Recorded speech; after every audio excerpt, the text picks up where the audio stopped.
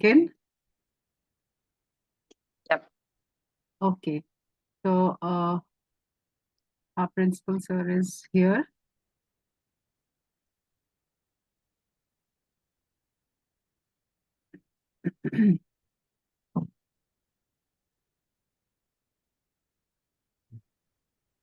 नमस्कार। नमस्कार जी। कैसी हैं मैडम? स्वागत है आपका। थैंक यू, बहुत बहुत आभार। हाँ मुबीन, शुरू करें। ठीक है सर, थैंक यू। जरा ही बंद करना, देखें। हाँ, लाइट ऑन कर दो।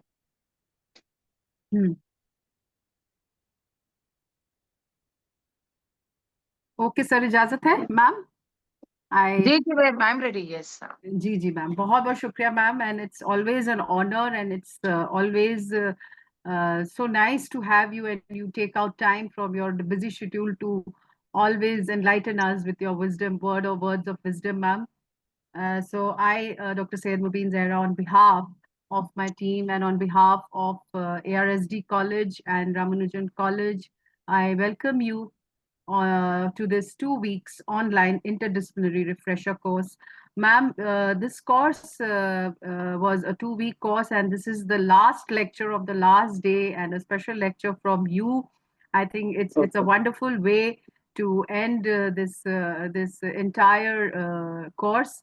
The topic of our course is holistic empowerment for stress management, a multidisciplinary approach, integrating literature, arts, social sciences, and medicine.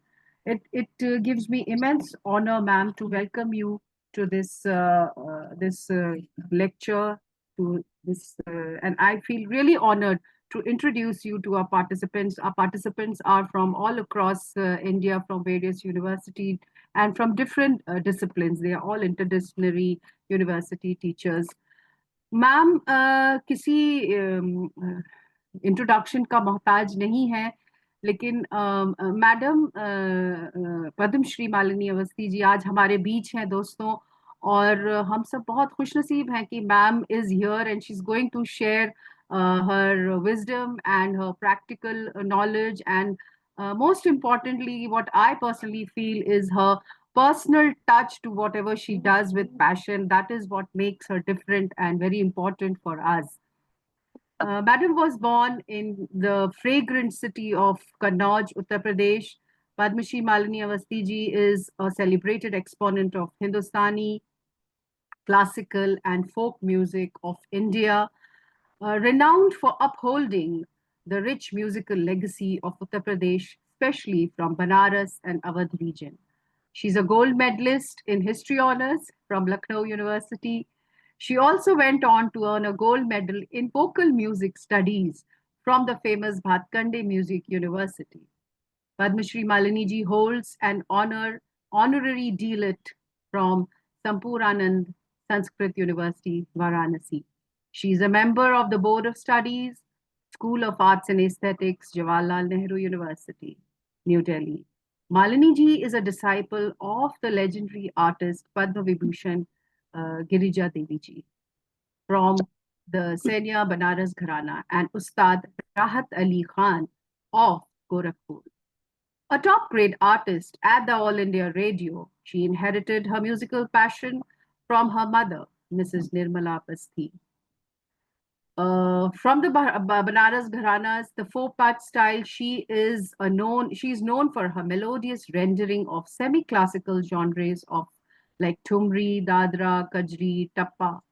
Over the past 40 years, Malini ji has been instrumental in popularizing and mainstreaming folk songs of various Indian dialects like the Awadhi, Bhojpuri, Kashika, Braj, and Bundeli to the national and global audience. She's a very popular face across India's TV channels. She has won various popular reality shows like Saregama and Takshri, Junoon, Sur Sangam, along with playback singing in Indian films like Agent Vinod, Dam Laga Ke Hai Isha, Durgavati, amongst many others. From performing a Jugalbandi with a jazz band at the Lincoln Center, New York, to receiving the Vishwa Bhojpuri Samman by the government of Mauritius, and the Tulsi Samman by the Dutch government. Madam has been invited to various stage across the globe to spread the magic of Bharatiya folk music across countries like USA, UK, Germany, Australia, South Korea, Netherlands, Dubai, Mauritius, Nepal, Trinidad, Tanzania, Fiji, and many more counting in here.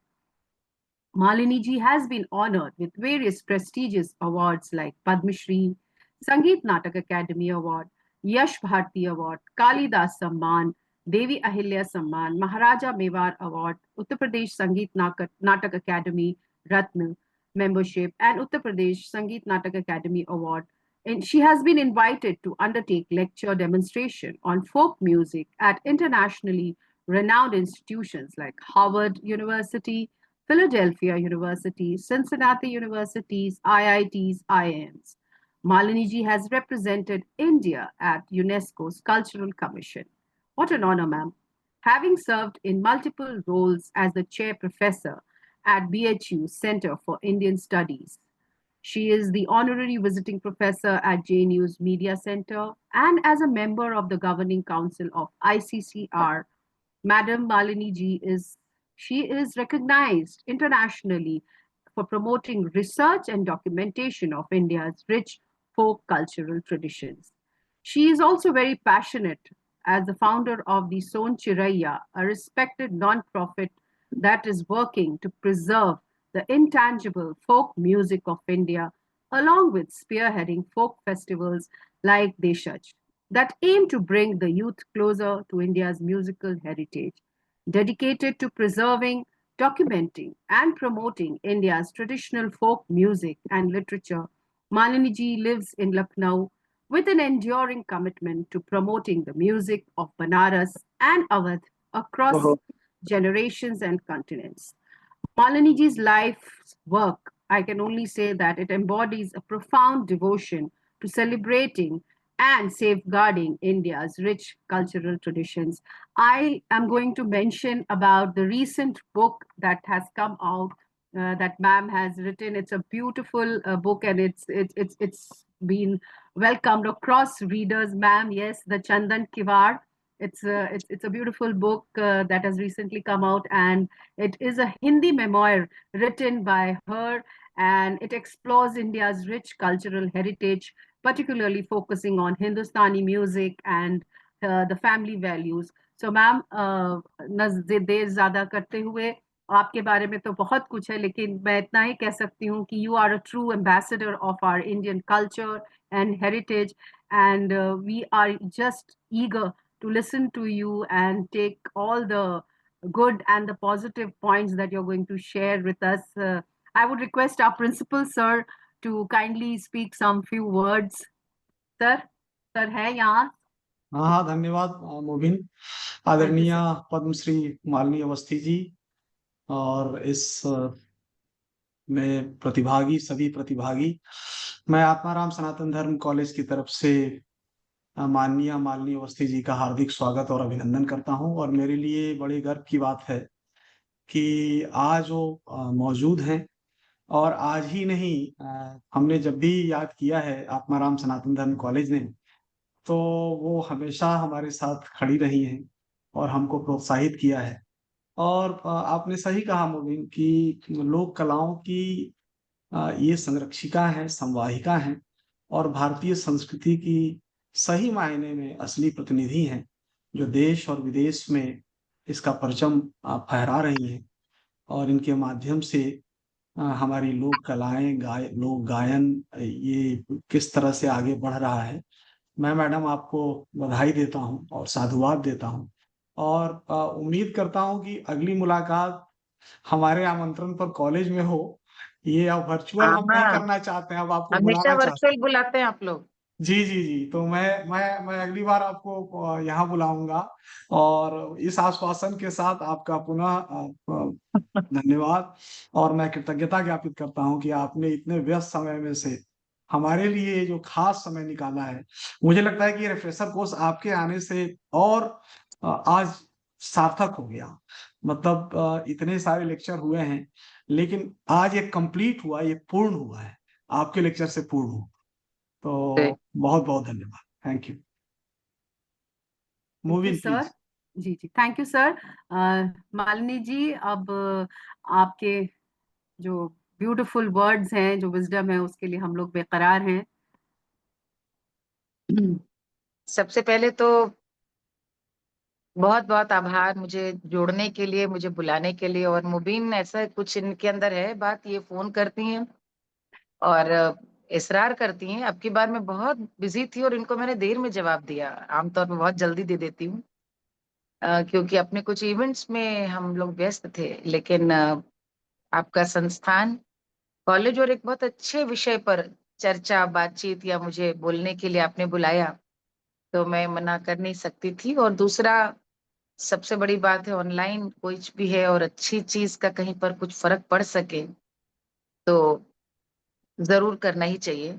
बहुत बहुत आभार आपके, हमारे जो principal साहब हैं, पूरी faculty को, और दूर दूर से दोनों ही कॉलेजेस से, आत्माराम से भी और मेरे ख्याल में रामानुजम कॉलेज के साथ दोनों जुड़ जी के मैम। कर रहे हैं।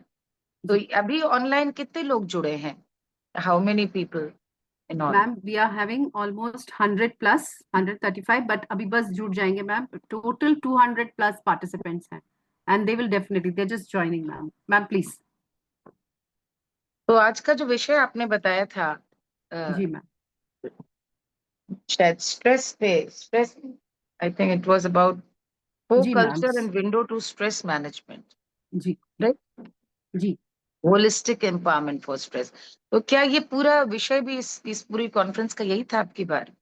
जी ma'am, we had speakers speaking, जो भी एक्सपर्ट्स हुए हैं वो उन्होंने इसी टॉपिक पे बात ओके, किया है। जैसे जो हमारा, मैं आपको पूरा टॉपिक पढ़ देती हूँ ma'am. Holistic empowerment for stress management, a multidisciplinary approach integrating literature, arts, social sciences and right right, medicine। I got it. जी तो यही पूरा आपकी जी जो दो चला है उस सेमिनार, उसके विषय भी यही है। जी मैम। जी so thank you for thinking about me, क्योंकि this is what I tell everyone. आपने तो उसको विषय में ही पूरा व्यक्त कर दिया। तो आपने पहली बात तो इतना लंबा परिचय पढ़ा है कि थोड़ा सा मैं खुश हो सकती हूँ। मुझे लग रहा था क्या क्या किया मैंने, जो इतना आपने पढ़ा। आ, शुरुआत से एक बात खुद से पूछने की है, और उसका उत्तर भी आपके शायद भीतर हो कि इंसान के जीवन का लक्ष्य क्या है? मनुष्य के जीवन का लक्ष्य क्या है? वो क्या पाना चाहता है? उसका अभीष्ट जिसको कहते हैं, क्या वो उसे मिले तो उसको लगे कि उसका जीवन स्वार्थ हुआ? लक्ष्य क्या है? प्राप्य क्या है? उद्देश्य क्या है? अब यहीं पर सोच में अंतर आ सकता है कि कई लोग कहेंगे कुछ बनना है, कुछ करना है, भरण पोषण करना है, अपना स्वाभिमान बढ़ाना है, माता पिता का नाम करना है। बहुत सारे लक्ष्य हर व्यक्ति के होंगे, और हर व्यक्ति की जैसी प्रवृत्ति और वृत्ति वैसे ही लक्ष्य। और बहुत सारे लोगों के लक्ष्य से ही जाकर के ये पूरा समाज, जीवन, सब सारे मसालों से बनता है ना, कहीं खट्टा, कहीं मीठा, कहीं कड़वा, कहीं कसैला। लेकिन आप कुछ भी बनेंगे, उसके आधार शिला एक ही शब्द है। आप कुछ बनना चाहते हैं क्योंकि आप माता पिता का नाम करना चाहते हैं, किस लिए? कि उन्हें आनंद मिले। आप धन कमाना चाहते हैं ताकि उस धन से आपको आनंद मिले, आप मनचाही चीजों का उपभोग कर सकें। आप पढ़ना चाहते हैं ताकि आप समाज में एक अलग अपनी जगह बना सकें, जिससे कि आपको आनंद मिले। हर चीज मनुष्य जो भी पाना चाहता है, करना चाहता है, अचीवमेंट्स कुछ भी, लंबी लंबी यात्राएं हो सकती हैं, लेकिन उसका बहुत सादा सा एक उत्तर है, आप आनंद पाना चाहते हैं। और उस आनंद की प्राप्ति के लिए ही हम सब लोग योनि में आए हैं, अपना अपना धर्म निभा रहे हैं। अपना अपना धर्म यानी जो कर्तव्य हमारा, जो हमें जिंदगी में बताया गया है, हम वो कर रहे हैं। हमारा विवाह हो गया तो हम उसमें आनंद पाना चाहते हैं, बच्चे हो गए तो बच्चों में भी आनंद ढूंढते हैं, नौकरी में भी आनंद, आनंद ही है। लेकिन उस आनंद की एक शर्त है, आनंद देने से मिलता है। हम्म। आनंद देने से मिलता है, बाँटने से बढ़ता है। ये कोई बिल्कुल पेड़ से टपका हुआ आम नहीं है, जो आपने मुँह खोला और चला गया। और इसमें बहुत परिश्रम लगता है। इसके लिए बड़ा स्वच्छ निर्मल मन चाहिए आनंद देने वाले के लिए। आनंद यदि आप अपने मित्र को देना चाहते हैं, अपने अपने कभी-कभी छोटे बच्चों से शुरू करें, होमवर्क पूरा करते हैं कि वो टीचर मुझे नोटिस कर ले, सारे बच्चों में एक मुझको कम से कम मेरा सम्मान हो जाए, मेरा नाम टीचर ले। तो आपका लक्ष्य निजी महत्वाकांक्षा है, उसके पीछे आनंद पाने की है कि जब सबके सामने आपका नाम लिया जाएगा, आपको आनंद मिलेगा। और ये भी भाव है, लेकिन यदि ये भाव है कि मेरा नाम ले ना लें, आज मैं अपनी टीचर को होमवर्क टाइम पे करके दिखाऊँगा, उन्हें आनंद मिलता है कि नहीं? यदि टीचर को आनंद मिल गया, तो वृहत उद्देश्य मिलेगा। यानी ज़्यादा आनंद से पढ़ाएँगी, ज़्यादा आनंद से और भी चीज़ें गुरु मंत्र सिखाएँगी। ये छोटे से लेकर के आप जीवन के किसी भी अ, पड़ाव पे अपने आप को वहाँ खड़ा करके देख लें। जीवन सिर्फ आनंद पाने का। हम जो कुछ कर रहे हैं हम उसको नाम कुछ भी दे दें, शायद समझ में ना पाएँ, लेकिन आप कितने बड़े-बड़े बिज़नेसमैन और कमाना चाहते हैं और उनकी 7वीं पीढ़ी तक के लिए सोचते हैं। अपने बच्चों के लिए क्या उनको एक बेटी आज अभी विंबलडन के मैचेस चल रहे देखने चले गए, उनको आनंद मिला कि मैंने इतना कमाया, मेरी बेटी चली गई। आनंद एक ऐसा विषय है, जिससे निर्मोही भौतिक आनंद से निर्मोही होने के लिए सारे संतों ने बड़ी-बड़ी बातें कही हैं। लेकिन लोक जीवन आपको एक ऐसी जीवन शैली से परिचित कराता है, जो आपको दीक्षित ही करती है आनंद देने, आनंद लेने के प्रयास में।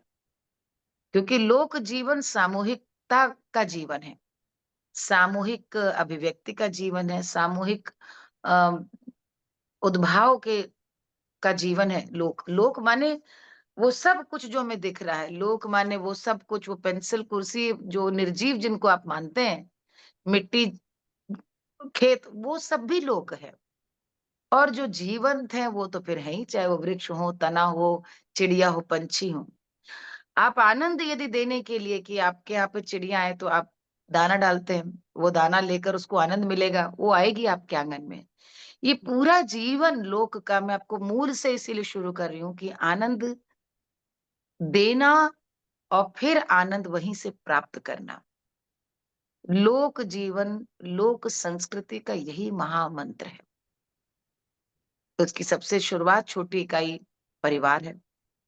परिवार से कुल है, फिर समाज है और फिर देश है, बृहत्तर उसकी इकाइयाँ आप आगे बढ़ाते चले जाएँ। जब आपको आनंद देने में सुख मिल जाए, तो आपको कष्ट पता नहीं चलता। यदि आप यह आनंद लेने लगे कि मेरे जुड़ने से, मेरे करने से, मेरे कुछ बोलने से, मेरे परिश्रम से, मेरे समर्पण से अगले को आनंद मिल रहा है, तो आपका दुःख-सुख तो बहुत पीछे रह गया। आपका आनंद इसमें है कि मैं दूसरे को आनंद, अब दूसरी श्रेणी आई।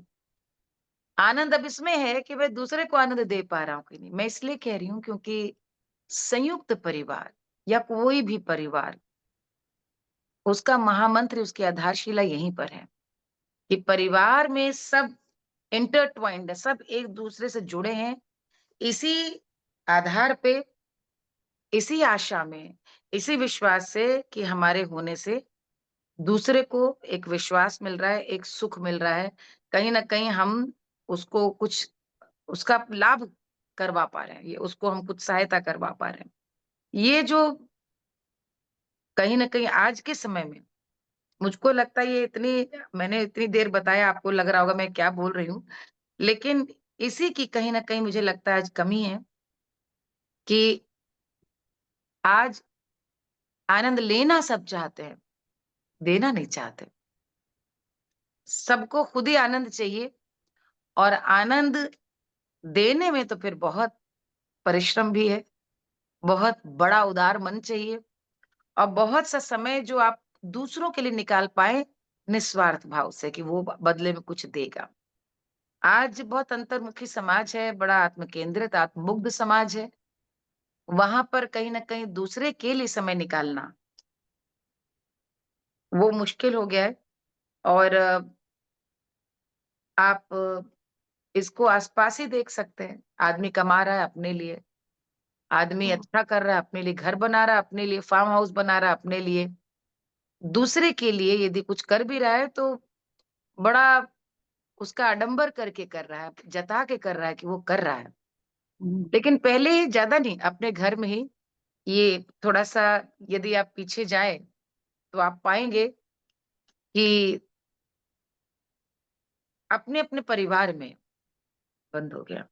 अपने-अपने परिवार में यदि आप देखिए, दादी-नानी को देखिए, आप अपने परिवार में अपने ताऊ जी, अपने बाबा को देखिए, तो आप पाएँगे कैसे उन्होंने पूरा जीवन व्यतीत कर दिया, बिना किसी आशा के, सिर्फ़ इसी उसमें कि उनके परिवार को या उनके खानदान में वो किसी काम आ सके।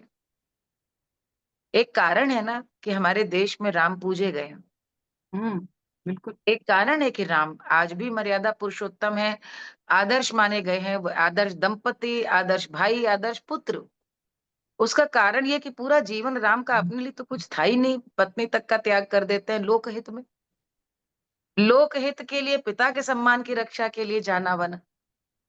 तो ये वहाँ भी वनवास वन में रह कर के पत्नी पति धर्म का भी निबाह करना, जब शत्रु पत्नी को ले जाए, तो उनका जीवन यदि आप देखें, अपने लिए तो एक दिन नहीं जीते, एक भी दिन नहीं जीते। तो ये कुछ कारण से हमारे यहाँ पे राम को समाज का आधार माना गया कि वे जो कुछ उन्होंने जीवन जिया दूसरों के लिए जिया।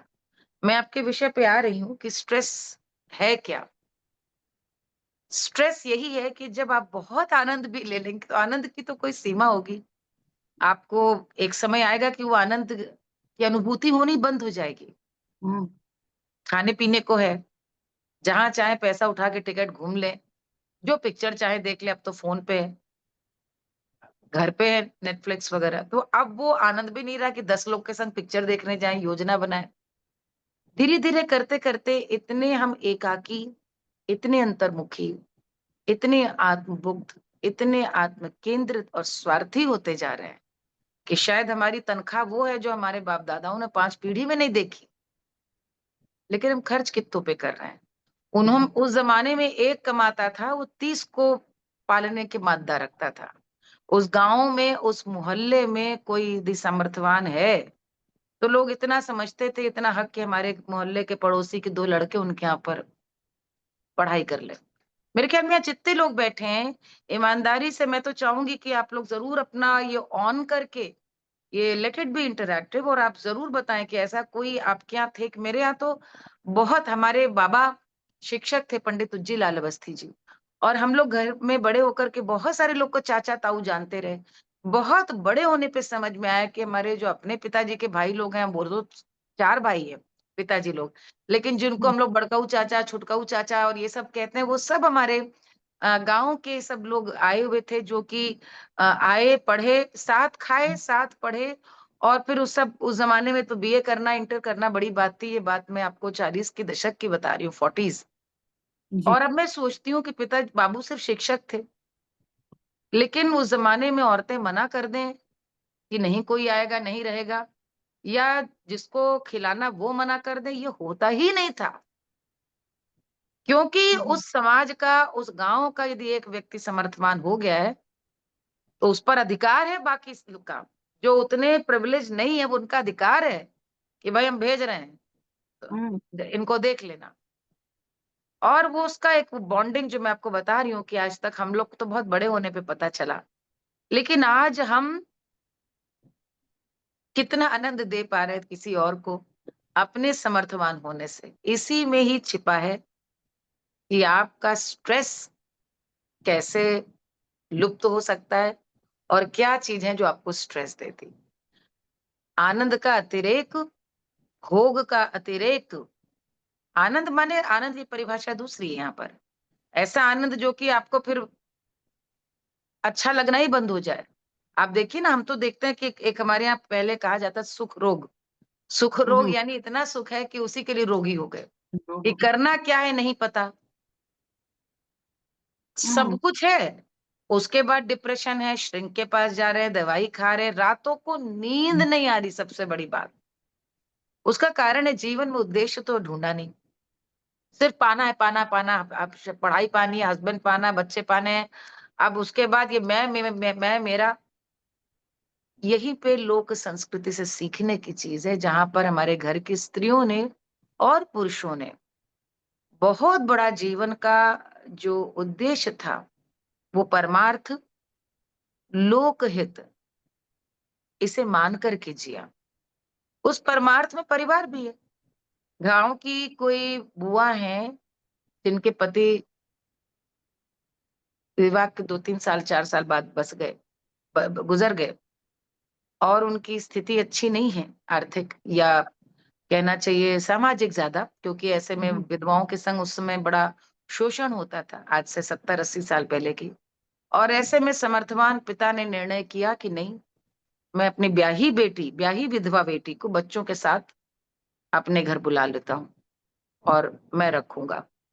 बहुत बड़ी घटना थी उस समय, मैं अपने घर का किस्सा बता रही हूँ। और लेकर के आए, न सिर्फ लेकर के आए बल्कि घर में भी ऐलान कर दिया कि अब जो कुछ मेरा है वो भी इसका आधा आधा है, क्योंकि इसको वहां से ले आया हूं तो उसके हक से मैं बेदखल करके ला रहा हूँ। क्योंकि वहां पर अ, वो जमाना अलग था, लड़की बच्ची को पढ़ा नहीं रहे थे। और उलाहना ताने तो छोड़ दीजिए, वो तो बहुत छोटी सी चीज है, लेकिन बड़े, जब उन्होंने बड़े क्षति होते हुए देखा तो बेटी को ले आए और वसीयत कर दी कि दोनों का बराबर का अधिकार है। बेटी विधवा थी, तो उनको कभी यहाँ पर आकर ये न लगे कि भाई की गृहस्थी का अधिकार है, चाबी घर की भी उनको सौंपी कि रसोई से कोई सामान निकाल करके उनसे ही पूछेगा और तभी घर में कुछ काम होगा। और एक तरह से उन्होंने स्थापित कर दिया अपनी विधवा बेटी को उस घर में, एक अग्रजा के रूप में, एक बड़ी के रूप में, कि जीवन कैसे गुजरेगा, पति नहीं है। लेकिन उसके बाद घर में जितने भाई और उनकी पत्नियां थी, वो सब क्या लाना है, कहाँ जाना है, क्या करना है, और उनका एक कह लीजिए मोह माया में मन भी लग गया। और इसमें सिर्फ पिता का ही सेक्रीफाइस नहीं था, इसमें भाभीियों का सेक्रीफाइस था, जिन्होंने उपस्थिति अपनी बड़ी नंद की, विधवा नंद की, जिन्हें ससुराल में होना चाहिए था, उनकी मायके में एक विराट उपस्थिति को, चूंकि ससुर का निर्णय है, उनको माँ के रूप में, अपनी बड़ी बहन के रूप में उनको माना। ये हम लोगों ने घर में देखा है। अब आप समझ सकते हैं कि उनके बच्चों से आपस में कैसा संबंध होगा। ऐसे ऐसे उदाहरण है, लेकिन मैं आज देखती हूँ पति की सगी बहन से ही नहीं पटती, साल भर में 2 बार नहीं मुंह देख सकते एक दूसरे का, पति की माँ का मुंह नहीं देख सकते हैं, पति की माँ आ जाए तो मन भूता, यदि वो कुछ कह दे तो बुरा लगता है। ये बुरा लगना जो है ना, ये तो एक इसकी बड़ी, इस पर तो एक बड़ी थीसिस लिखी जा सकती है कि क्या बुरा लगता है इंसान को। और हम भी चुनते हैं कि कब हमको बुरा लगना कम अच्छा लगता है और ज्यादा अच्छा लगता है। ये भी मनुष्य के निहित स्वार्थ है। जैसे आप ऑफिस गई और ऑफिस में बॉस ने आपको थोड़ा सा डांट दिया, अकेले में ही डांटा या झिड़क दिया, आपको कम बुरा लगता है। आपको पता नहीं क्यों कम बुरा लगता है। आप काम कर रही हैं, आपको शायद इस वजह से कि आपको वहां से तनख्वाह मिलती है, पैसे मिलती हैं। हम्म, लेकिन ननद एक लाइन बोल दे, सास एक बात बोल दे, तो आपको बहुत बुरी लगती है। माँ भाई बहन से झगड़ा भी हो जाए तो चलता है, लेकिन ये माफी अपने पति के परिवार के लिए नहीं होती, आज की तारीख में अपने मित्रों के लिए भी नहीं।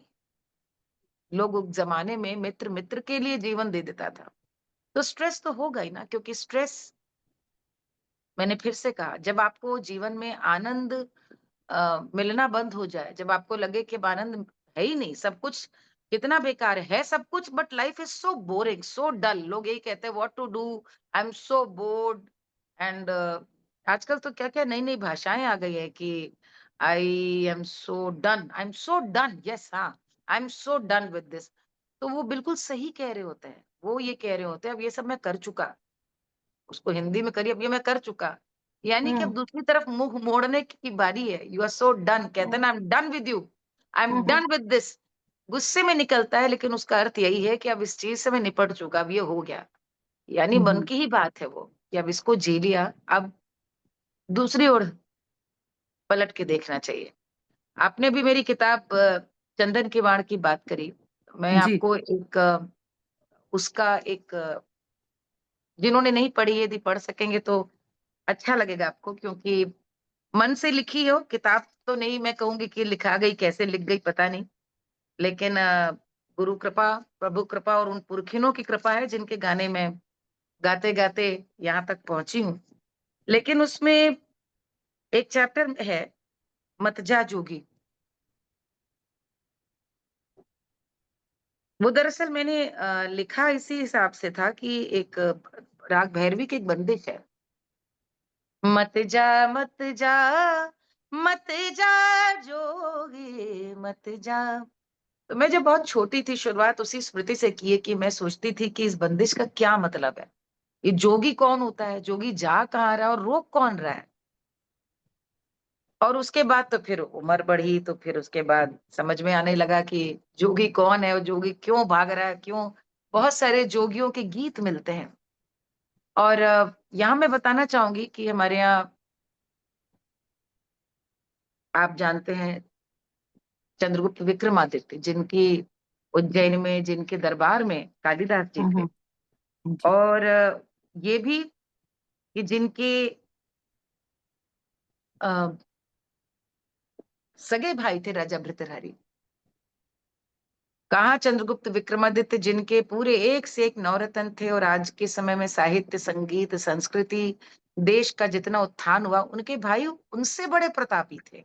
आज का जो चुनार का किला है, जिसको सोनभद्र मिर्जापुर में, वो उन्हीं का किला, राजा भृतृहरि का। और यहाँ विद्वान बैठे हैं तो वो जानते ही होंगे कि आप संस्कृत में नीति शतक, वैराग्य शतक यदि आप अनुसंधान करके गूगल पे देखें, ये सब भर्तृहरि की ही रची हुई। तो उनकी एक बहुत प्रसिद्ध कथा है कि वे अपनी पत्नी पे बहुत मोहित थे और भोगी थे, भोगी प्रवृत्ति के थे। कहते हैं ना, भोग भी वैराग्य के बाद जागता है। ये सो डन विद इट के बाद ही मुझे याद आया कि ये बताना चाहिए। तो उज्जैन में थे और एक समय उनके पास गुरु गोरक्षनाथ आए, और गोरक्षनाथ जी ने कहा कि तुमने इतनी तपस्या की और तुम्हारे अंदर मैं देखता हूँ प्रवृत्ति है जोग की, तो मैं तुम्हें फल देता हूं, तुम राजा इस फल को खाओ और सदैव युवा रहोगे इस फल से। राजा भृतृहरि अपनी पत्नी पिंगला पे बहुत मोहित थे, और उन्होंने सोचा कि मैं तो क्या, पत्नी बुद्धि तो बुद्धि है ना, पत्नी यदि सीमा शर्मा जी लिख रही हैं, उनका तपस्थल देखा, उज्जैनी में देखा होगा तपस्थली गुफा, राजा भृतृहरि की गुफा भी बनी हुई है, बिल्कुल ठीक। आप इसी तरह आप लोग इसमें पता भी चलेगा ना कि हम मशीन से नहीं हाँ बात कर हाँ, रहे। नहीं मैम, मैंने एनेबल कर दिया है। दे बी हाँ शेयरिंग। बिल्कुल, सब तो आप लोग यस। बोलेंगे तो अच्छा ही लगेगा। नहीं नहीं, बिल्कुल। और तो पिंगला को उन्होंने तुरंत फल दे दिया और कहा पिंगला को कि ये खाएगी चमत्कारी फल, सदैव युवा रहेगी, उसमें ही स्वार्थ था, ये युवा हम्म रहेगी तो मैं इसके यौवन का उपभोग लंबे समय तक करूंगी। अब आप भाग्य देखिए कि उस पिंगला राज्य के कोतवाल पर मोहित थी, उसने कोतवाल को दिया, कोतवाल का उस राज्य के वेश्या से प्रेम था, कोतवाल ने भी रात में वेश्या को दे दिया। अब आप देखिए कि वेश्या ने फल पाया, फल पाने के बाद उसने सोचा कि ये तो नरक का जीवन है मेरा, मैं इस फल को खाकर युवा नहीं रहना चाहती, मैं तो चाहती हम्म हूँ योनि का जल्दी से छुटकारा मिले। लेकिन इस राज्य का राजा बड़ा प्रतापी और वो है, यदि वो ये खा ले तो जीवन भर पूरा राज्य करेगा और प्रजा को लाभ होगा। तो वेश्या पहुंचती है दरबार में, और वहां पर जब हल्ला मचता है कि वेश्या मिलने आई है राजा से, और जैसे उस फल को देखते हैं तो राजा कुपित होते हैं, और आप बाकी कहानी रिवर्स में आप समझ ही गए।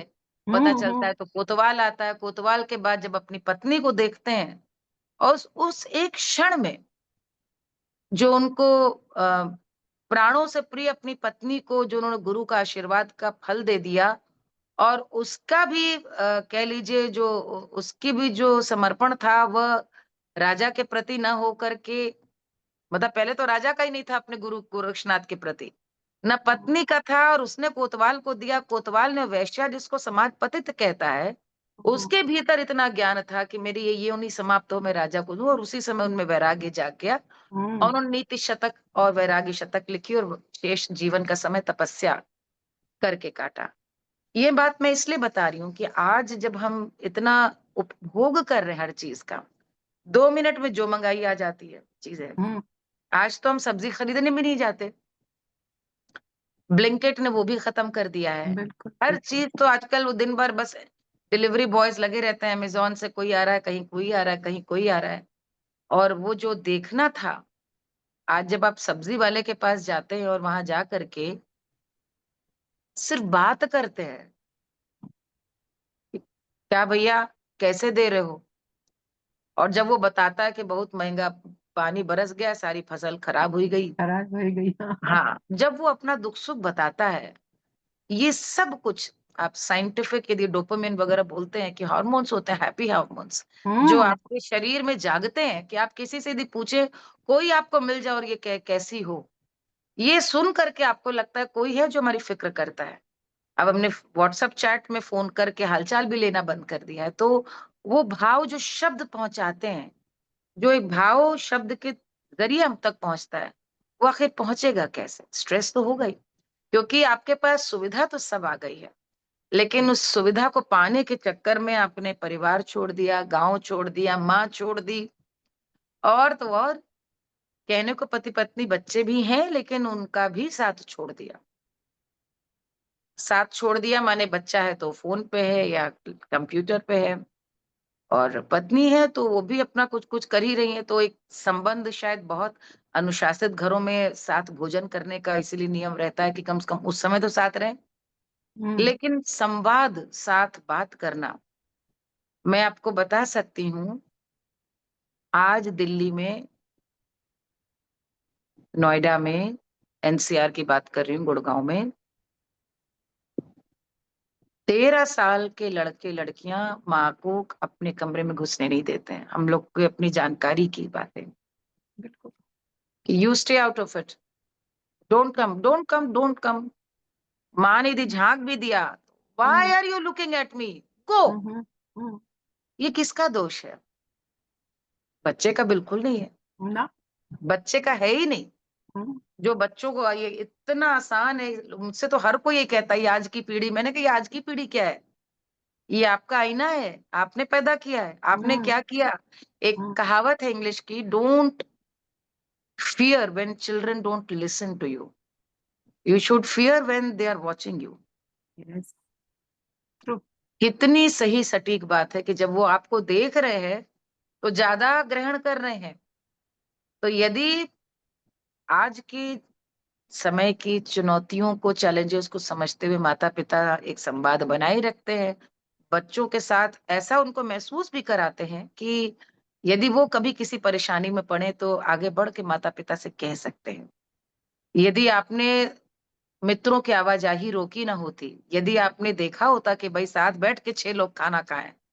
हमें तो याद है हम लोग का बचपन, आप सब लोग मेरे ख्याल में याद होगा कि घर हुँ, हुँ, में खाना हम लोग खाते थे, शायद हफ्ते में 2-3 दिन, लेकिन 2-3 दिन तो कोई ना कोई आता था, और जो आ रहा है वो भोजन करे बिना जाता नहीं था। बिल्कुल, और वो खाना जो खा रहा है ये बच्चा देख रहा है, सीख रहा है।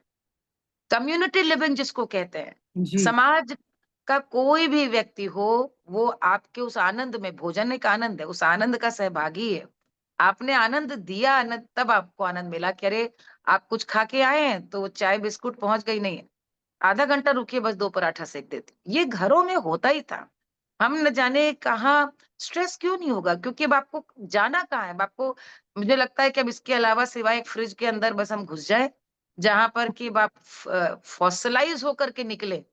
इसके हुँ, अलावा अब तो जीवन जितना सुविधाभोगी हो गया है, आपको पाने को बचा क्या? नाम है, काम है। आज की स्त्रियों के लिए तो सामाजिक परिस्थितियाँ भी शायद पिछले बहुत सारी सदियों में सर्वश्रेष्ठ है। आज आज कोई भी औरत के लिए this is the best time for any woman woman to be alive, क्योंकि आज उनकी डिग्निटी है, आज उनकी से है, आज उनकी वैल्यू है। वो आज कोई भेदभाव नहीं है, अपने मन से अपनी बात कह सकती हैं। इतना होने के बाद प्लीज़ मत भूलिए, यहाँ तक की जो यात्रा हुई है, वो इसीलिए हुई है क्योंकि आपकी माँ, आपकी दादी, आपकी नानी ने पूरे कुनबे को जोड़ के रखा था। क्या डिड बात यू है! Do that? Could you do that? Beautiful, why? Beautiful. Why? आप पिछला सब कुछ खारिज नहीं कर सकते। यदि पिछले ज़माने में बंदिशें थीं, सती विवाह, सती होती थीं स्त्रियाँ, विधवाओं के संग अत्याचार होता, हमने छोड़ दिया ना, खत्म कर दिया ना हम लोगों ने। बाल विवाह भारतवर्ष में समाप्त हो गया ना, कुरीतियां हम लोगों ने छोड़ दी। बिल्कुल, प्रोग्रेसिव समाज यही है। बिल्कुल। लेकिन प्रोग्रेशन का ये भी मतलब नहीं है कि आप पिछली अच्छी चीजों को छोड़ दें आधुनिक बनने के चक्कर में। आपके घर में बहुत सारी खट्टी मीठी चीजों को हजम करके आपकी माँ ने परिवार को जोड़ के रखा था। आपने कितना जोड़ा? बच्चा क्या देख रहा है? बुआ कितना रहती है? क्या 15-15 दिन आके रहती हैं? क्या 1-1 महीना रहती हैं? क्या एक नॉर्मल रिलेशनशिप है? क्योंकि आजादी सबको अच्छी लगती है, लेकिन आजादी के बाद क्या? अब आज मन मन बंधन को तरसता है। आज हम चाहते हैं कोई मिले, हम किसी से बात करें, किसी के संग जाएं। आज अच्छा लगता है कि आज हम वो पिकनिक वाले दिन कि कोई कुछ बना ले, कोई कुछ बना ले। उसमें कितना अपनापा था। आज किसी को बुलाओ तो मैं भी परसों एक ऑल इंडिया फॉरेस्ट ऑफिसर्स के एक एसोसिएशन में मुझे बुलाया था, और उसमें मुझे बड़ा आश्चर्य हुआ कि मतलब सब गवर्नमेंट ऑफिसर्स, फॉरेस्ट ऑफिसर्स की वाइफ्स थी, और उन्होंने कहा कि हम बस आपसे बातचीत करना चाहते हैं, we just want to interact with you, तो आप एक डेट दीजिए। 1 महीने से पीछे पड़ी, तो परसों मैंने कहा कि मैं आऊंगी दिल्ली, आप हम लोग मिलते हैं। तो मैंने जाते ही कहा कि आप पूछिए क्या पूछना है, क्योंकि मैंने वो जीवन जिया है, पति भी हमारे अधिकारी रहे, हुँ, और अधिकारी की पत्नी होने की एक चीज ये होती है कि न्यूक्लियर फैमिली आपकी तुरंत होती है, वैसे तो आजकल सभी की है, लेकिन ये न्यूक्लियर फैमिलीज वो है कि पति के संग गांव कस्बों छोटी छोटी जगह पे आपको जहाँ सुविधा नहीं वहां भी आपको रहना होता है। तो यह बैकअप नहीं होता फैमिली का, लेकिन दूसरा बैकअप होता है व्यवस्था का, सुविधा का। यदि सुविधा व्यवस्था का बैकअप, तब परिवार को कितना जोड़ पाए, जब खाने बनाने वाला भी कोई और है। हुँ, आप देखेंगे बिल्कुल एकाकी। क्यों? क्योंकि जिन जो गांव में जिनको छोड़ा है, जो संयुक्त परिवार में है, उनको तो आप बिल्कुल उड़ती आजाद परी दिखी। तो यदि उनको बुरा लगता है आपकी आजादी, यदि वो ताने देते हैं भी है या कभी कुछ कह भी दिया, आपको तो उन अपने को उनकी जगह रख के सोचना है। उनका दोष नहीं है, उन्होंने जीवन ही नहीं देखा। आप हुँ, देख पा रही हैं तो आपसे समझदारी की उम्मीद है, उनसे नहीं। क्या आप बात है, सही बात। वहां जाकर के जुड़िए, उनको बुलाइए और दिखाइए कि नहीं, कुछ अंतर नहीं है। ये सिर्फ एक नौकरी है, रिटायरमेंट के बाद हम लोग भी ऐसा ही जीवन चाहेंगे। उसका लाभ ये है कि आपका जो बड़ा होता बच्चा है, दादी के संग रहेगा, बुआ के संग रहेगा। वो तो छोड़िए, मैं तो सिर्फ ददियाल बात करूँ, नानी, मौसी, आजकल तो वो भी बच्चों को उतना समय नहीं, 1 दिन के लिए मिलना, पार्टीज में मिलना, किसी के बर्थडे तो मिल जाना। तो मुझे लगता है स्ट्रेस एक ऐसी स्थिति जो हम खुद वहां तक अपने को लेकर आए हैं इस जीवन शैली से, दैट हैज टू चेंज। कब आखिरी बार आपने बच्चे के लिए मन से खाना बनाया? वो हुँ, तो वो तो कुछ भी ही वुड वांट। हम लोग छोटे थे, हमारे समय में मैगी आ गया था, हुँ, और मुझे याद है, आई think it was 80s when I was in 9 10 81 82। Hmm, hmm, Maggi was already had captured imagination and market, और वो नयापन था। 2 मिनट का मैगी उस जमाने में कभी किसी ने सोचा ही नहीं था, और सब कुछ बड़ा भाता, स्वाद भाता। उसका जो प्रोसेसिंग है कि कितनी जल्दी बन जाता है, वो हमें किसी पे अब डिपेंड नहीं करना, वो भाता। और बहुत डांट पड़ती, चोरी छिपे मंगाते, वो भी करते थे हम लोग। हुँ, हुँ, हुँ, और माता पिता डांटने का तो बहुत अपना अधिकार कभी नहीं छोड़ते थे। मुझे लगता है ये प्लीज माता पिता मत छोड़िए डांटने का अधिकार। ये गुड पेरेंट्स मतलब ये नहीं है कि आप नहीं डांट रहे तो आप गुड पेरेंट्स हैं, please. Good parenting means giving the direction to your child, what is right, right. What is wrong. और उस अधिकार को आप इस्तेमाल कीजिए। सासों को अच्छी सास बनने का शौक है, अब अच्छी सास अब देखिए आप तब भी नहीं बन पाएंगी, चुप रहेंगी तो भी। तो आप कहें इन अ पॉजिटिव मैनर। कहते हैं ना, समझा के प्रेम से कही हुई बात आशीर्वाद की तरह ग्रहण की जाए जाती हुँ, है। हुँ, और हुँ, अच्छी बात को रूठे और रूखे रंग से कही जाए तो वो आदमी सोचता है भैया बस ये जाए, क्योंकि वो अच्छी बात भी नहीं हजम हो रही है। तो यू हैव टू डेवलप कि ऐसे ही नहीं, कबीर बोल गए ना, ऐसी वाणी बोलिए आपहु हुँ, शीतल होए और उनको शीतल करे। ये पहले हमको तो याद है, हमारी माँ हमेशा एक बात कहती थी, क्यों मुझको अब कितनी चीजें समझ में आती है, वो हमेशा कहें भौजाई इतना मीठा बोलती हैं, भौजाई इतना मीठा बोलती है, और उनके हम लोगों ने किस्से सुन रखे थे कि बहुत तेज थी, बहुत तेज थी। लेकिन हम लोग बड़े हो गए सुनते सुनते, हमें बस एक ही चीज याद है, वो कितना मीठा बोलती थी। और जरूर जब मेरी माँ युवा रही होंगी तो उन्होंने सारे उनको अनुशासन कानून उस जमाने में तो वो सब बताए होंगे, लेकिन वो उनकी मिठास, उनकी बोली कि चाय पी हो बिटिया, बैठो बैठो, तो वैसे बोलती थी कि लगता था कि जैसे अमृत झर रहा हो। और ऐसे में यदि आदमी बोल दे कि दुल्हन सर ढक लियो, देखो फलानी आई रही, तो आदमी को बुरा नहीं लगता, हाँ, क्योंकि क्या आपका बात इट इज है। अ मैनरिज्म। और मैं यस, आज एक बात कहूंगी, yes. Art of conversation is again a skill. लोगों को लगता है कि ये बेवकूफी की चीज है, ये बेवजह की चीज है, इनकी जरूरत नहीं। No, you are mistaken. बातचीत की शैली, बातचीत में आपका संयम, संवाद, यह सबसे अनिवार्य है। आप कैसे बात कर रहे हैं, किससे बात कर रहे हैं और कैसे कर रहे हैं, इसके हर देश काल में अनिवार्यता थी, हमेशा रहेगी। आप बच्चों से बात करें तो भी, मैंने कहा ना, don't fear if he is not listening to you but he is watching you. How you speak to your husband, how you speak with your friends, how you are behaving with your children, वो देख रहा है। और उसको वो सब लगने लगता है आज की भाषा में कूल, कि इट्स ओके, ऐसे बोलना ठीक है। अब ये जो भाषा है, चलिए गो टू हेल, नरक में जाओ। अब ये जो, मतलब मुझे लगता है कभी कभी कि आज हमने इतना सामान्यीकरण कर दिया है इतनी बड़ी बड़ी चीजों का, वो लोगों को थोड़ा बचना चाहिए। आपकी भाषा ऐसी हो, बोली ऐसी हो जो जोड़ने वाली हो, तोड़ने वाली नहीं। कभी देखें कि आप ऑफिस से आई हैं, थकी हैं, तब भी खाना अपने हाथ का बनाकर खाइए और खिलाइए। और इसमें कहीं पर ये जो बराबरी का जो भाव है, उसको तो मैं इसलिए नहीं मानती हूँ क्योंकि स्त्रियां पुरुषों से श्रेष्ठ हैं। यदि कोई बिल्कुल। स्त्री अपने को मानती है कि वो कम है, तब तो बराबरी की बात करे। यू आर डेफिनेटली सुपीरियर, नहीं तो भगवान क्यों आपको 9 महीने में बच्चा रखने की ताकत देता, पुरुषों का नहीं रख पाता। ओह! जब आप सुपीरियर रेस है ही है, ऐसा ईश्वर ने बनाया है, तो फिर आप, आपका घर है, आपकी रसोई है, मेरे बच्चे हैं, उनका एजुकेशन है, मेरा डायरेक्शन है।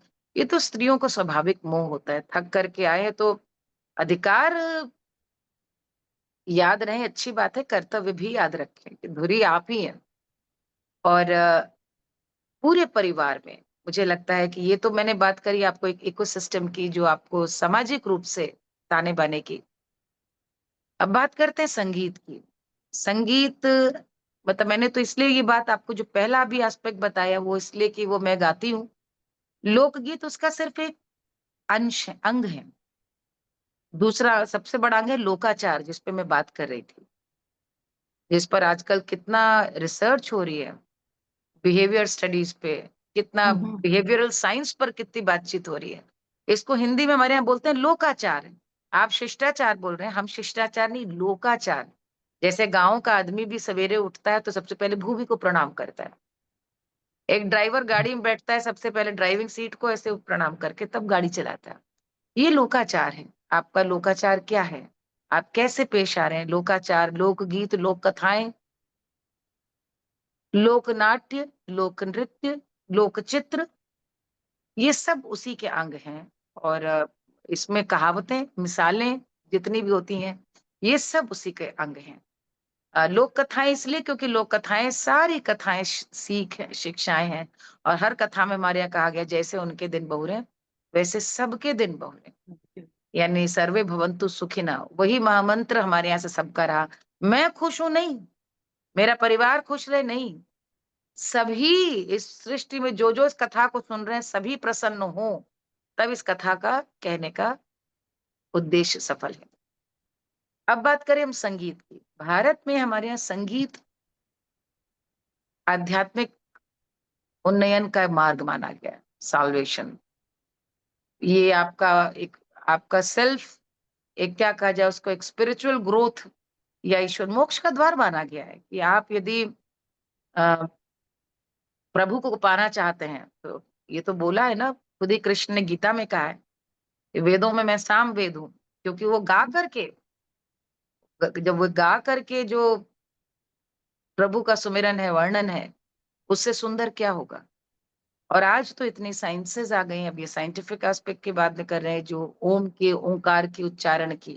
तो ध्रुपद शुरुआती ओम से होता है और ध्रुपद मंदिरों में गाए जाने वाला पद है। यानी शुरू से गायन या तो हमारे यहाँ लोक के लिए था या मंदिरों के लिए, भक्ति के लिए था। बाद में राजा महाराजा आए तो उनके लिए होने लगा, उनको ही भगवान मान करके गाने लगे, हुँ, उनकी प्रशंसा में गीत गाए जाने लगे। लेकिन प्रभु को पाने के लिए जब वो सुर लगता है, तो जितने हमारे यहाँ पे सातों चक्र, जिनको आप योग में पढ़ते हैं, यदि आप सरगम का अच्छा रियाज करना जान जाएं, यदि आप सा को सुर निकालना शुरू, तो आप देखते हैं जिसको मूलाधार हमारे यहाँ बोलते हैं और अनहद चक्र इसको कहते हैं, कि यहाँ से आपकी वो ध्वनि तरंगित होती। It is better felt than explain. मैं आपको ऐसे क्या बताऊं, ये जो गाते होंगे या जो गायन सीख रहे होंगे, मैं आपको एक उदाहरण से ही बता सकती हूँ। जैसे मान लीजिए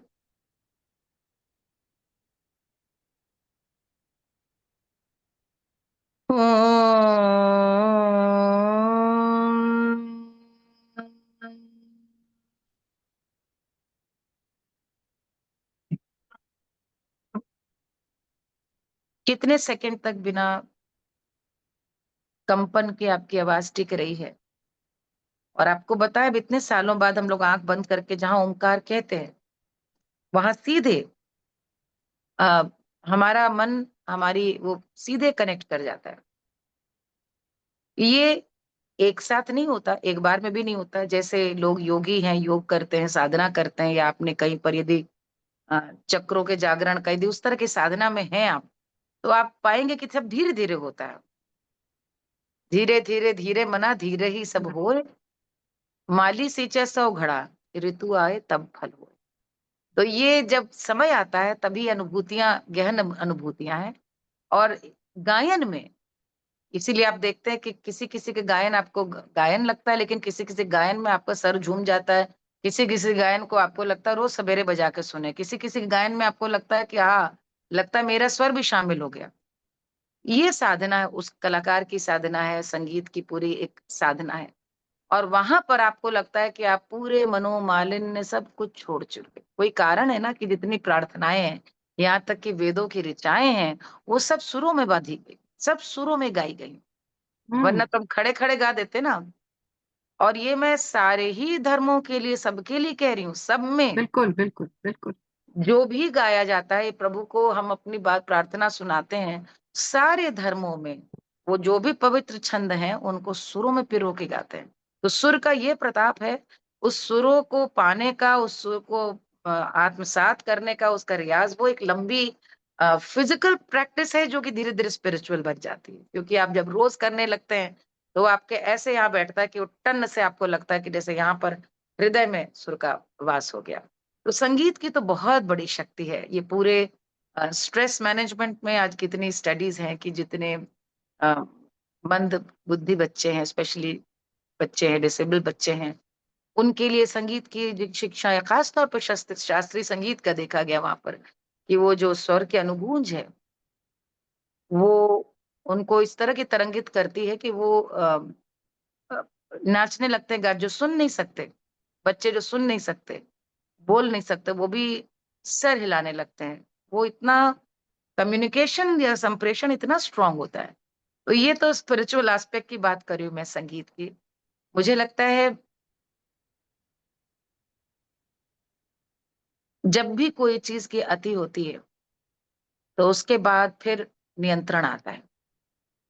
नियंत्रण की जब अति होती है, तो फिर स्वतंत्रता मांगती प्रकृति। जैसे कि बहुत लिबरलिज्म हो जाए तो फिर फंडामेंटलिज्म आता है।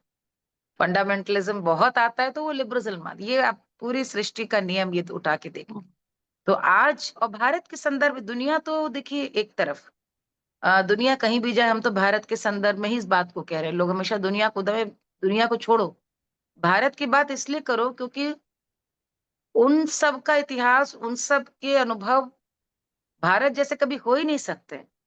हम आज इतने हजार वर्षों के बाद भी जिंदा हैं, सांस ले रहे हैं, और कहीं न कहीं मूल स्वरूप में ज़िंदा हैं। क्योंकि हाँ, हमारा किसी से मुकाबला हो ही नहीं सकता, किसी भी देश से। क्योंकि बेशक। कई देश जो इस समय आका बने बैठे हैं दुनिया के, जब यहाँ अहिल्याबाई राज कर रही थी, तो वहाँ पर उस समय वो सब इंसानों को मार काट के खा रहे थे। हाँ, तो ये जो आका हैं दुनिया भर के, मैं यूएस की बात कर रही हूँ। कितने देशों में आप देखिए 14th सेंचुरी, 13th सेंचुरी में आप देखिए औरतों को विच हंट में मारा जा रहा था। ये यूरोप का पूरा हाल रहा है। ये उस समय की बात है जब उस समय यहाँ पे रज़िया सुल्तान रानी बनी। तो ये एक हमारा किसी से मुकाबला किसी देश से नहीं है। हमारे में जज़्ब करने का अद्भुत मादा है। जैसे स्पॉन्ज होता है ना, वी कैन सोक इन, हम सोक कर लेते हैं। इतने हज़ारों सालों में जो कोई आया, जो कुछ नया बीता, वो सब जज़्ब हो गए इस कल्चर में। हुँ, हुँ, तो हमने पुरानापन भी नहीं छोड़ा, नयों को भी अपनाया। तो हमारा कहीं से कोई मुकाबला भारत का हो नहीं सकता है। इसलिए मैं कह रही हूँ कि आज आप यदि लंबी पराधीनता के बाद आज आज़ाद भारत है। आज़ाद भारत में लड़कियों को नई आज़ादी, मुझे याद है, आप सोचिए कहाँ से कहाँ हम लोग आए हैं। मेरी माँ, मुझे याद है 1975 ईयर ऑफ वुमेन था, वुमेन्स ईयर कुछ करके सन 75 में। हुँ, हुँ, अब तो कितनी दुनिया इस पर अकल की बात भी कर सकती है, बट बैक देन हम लोग बड़े, मतलब क्या अकल में, तो आई वाज़ 7-8 इयर्स ओल्ड, ये तब की बात है। तो मदर हमारे यहाँ उस समय मैगज़ीन आती थी सोवियत नारी, रशिया का वो था ना एक पेपर, हुँ, हुँ, हुँ, हिंदी की किताब आती थी, मुझे याद है, रशियन इन हिंदी, सोवियत नारी। और यहाँ भी जितनी सब धर्मियों हिंदुस्तान जो घर में उस समय सब में महिला वर्ष और उसपे इतने सारे आर्टिकल्स ये हुए। तो मैं मदर को देखती थी, एक अलग चेतना, एक अलग बात। और धीरे-धीरे अब ये समझ में आता था उस उम्र में भी कि बहुत बड़ी बात हुई थी कि वुमेन को एक पूरे दुनिया ने अनुभव किया कि एक साल औरतों को ही खाली एम्पावर करें। और वहां से लेकर के यदि हम यहाँ तक आए हैं कि फिर गर्ल चाइल्ड को एक साल डेडिकेट किया जा रहा है। अब एनवायरनमेंट पे हर साल हम एनवायरनमेंट डे मनाते हैं। कहने का मतलब ये कि ये इवॉल्व होने का एक प्रोसेस है, जो दुनिया ने देखा। हमारे यहाँ पे तो माता मातृदेवो भव कब से कहा जा रहा है। ये जो हमारे को बहुत गुरु लगता है, हम उसको माँ बोल देते हैं।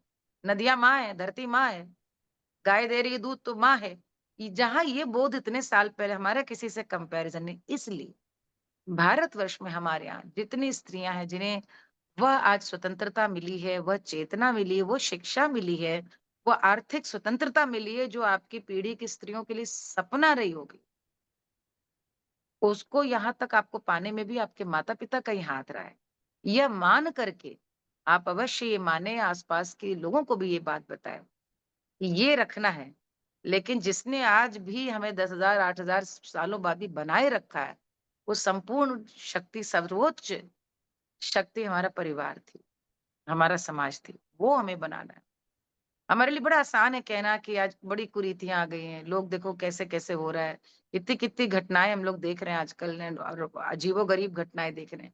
लेकिन आप पुराने इतिहास देख लें, कुछ भी ऐसा नहीं है जो हमारे यहाँ इतिहास में वर्णित नहीं। जब ये तक कथा वर्णित है कि एक बहू ने अपने पति से कहा कि तुम यदि मुझे बहुत प्यार करते हो तो माँ का सर काट के लाना। हुँ, और जब वो सर कटा तो माँ के मुँह से यही निकला कि तुम्हें चोट तो नहीं लगी? चोट तो नहीं लगी। ये कितनी पुरानी कथा, यानी ऐसी स्त्रियाँ रही हैं, मैं ये कहना चाह रही हूँ। कितनी मायावी स्त्रियाँ रही हैं। यदि हमारे सामने एक रावण का उदाहरण आता है कि पर स्त्री को उस समय हरण हुआ, तो ये सब सदैव से रहा है। यदि द्रौपदी का सार्वजनिक चीरहरण हमारे सामने आज एक नज़ीर बनकर खड़ा है कि उस पर ऐसा युद्ध हुआ कि विनाश हुआ, लेकिन ये हुआ था ना, तो आज भी हो रहा है। मनुष्य की प्रवृत्ति नहीं बदलेगी, लेकिन आप ये देखें कि आप आगे बढ़ने के संग-संग अपनी उन संस्कृति के मूल बिंदुओं को, मूल्यों को न छोड़िए, जो हमें पूरे विश्व से अलग बनाती। आज ये ज़रूर अलग बात कर रहे हैं, लेकिन मैं भूली नहीं हूँ कि डोनाल्ड ट्रम्प का जो चुनाव कैंपेन था, वह बार-बार जब वो बोलते थे कि let's make America again but great again, तो उसमें एक पंक्ति बार-बार कहते थे, जो 60 हमने जो तरक्की की यूएस ने, वो 60s के समय में की, जिस समय हमारी फैमिली यूनिट सबसे स्ट्रांग थी। हुँ, और आज 16 साल का लड़का घर से अलग रह रहा है। मदर फादर सब अलग जा रहे हैं, कौन कहाँ, this is what he said in his election campaign. Hmm, क्योंकि अमेरिका एक उदाहरण है कि उपभोक्तावाद का क्या चरम हो सकता है। उपभोक्तावाद का वहां इतना चरम हो गया कि उनको खाना है, काम करने वाले बाहर से चाहिए। अब वही परेशानी बन गई। बाहर वाले इतने आ गए कि अब इसी पे चुनाव जीत गए कि नहीं, हमारे लोग अब काम उनको मिले, हुँ, हमारे हुँ, लोगों को काम मिले। और हम 60s की तरह, जैसे पत्नियां घर पे रहती थी, खाना बनाती थी, पति की प्रतीक्षा, वो वाली हुँ, हमको हुँ, वापस चाहिए। ये हुँ, मैं जो हुँ, आपको बता रही थी ना, life comes a full circle. Right. तो हम लोग बहुत भाग्यशाली है कि आज भी हम मैं ये जनरलाइज एक वो इस समय कह रही हूँ, मुझे मालूम है जितने लोग यहाँ सुन रहे हो शायद सहमत ना हो, क्योंकि हर एक की अलग व्यथा होती है, हर एक का अलग संघर्ष है। और मैं मुख्य रूप से ये स्त्रियों से इसलिए कह रही हूँ क्योंकि पुरुषों से तो अपेक्षा करनी नहीं चाहिए, क्षमा करेंगे पुरुष। हुँ, मैं तो इस बात को कहती हूँ कि आप यदि अपेक्षा कर रहे हैं उनसे और उनके आधार पे जीवन जीना चाहते हैं, तो आपने अपने लिए पहले दुःख की इमारत खड़ी कर ली। Treat them as your son, treat them as your child. सैया मिले लड़कैया, treat them you know treat them as a child, मतलब they need understanding, they need explaining. वो कभी हो सकता है कि आपके जैसे गहनता से उस विषय को समझे ही नहीं। तो they can be brash, they can be hyper, they can fight. आपको ही सँभालना है और सँभालती ही आई हैं।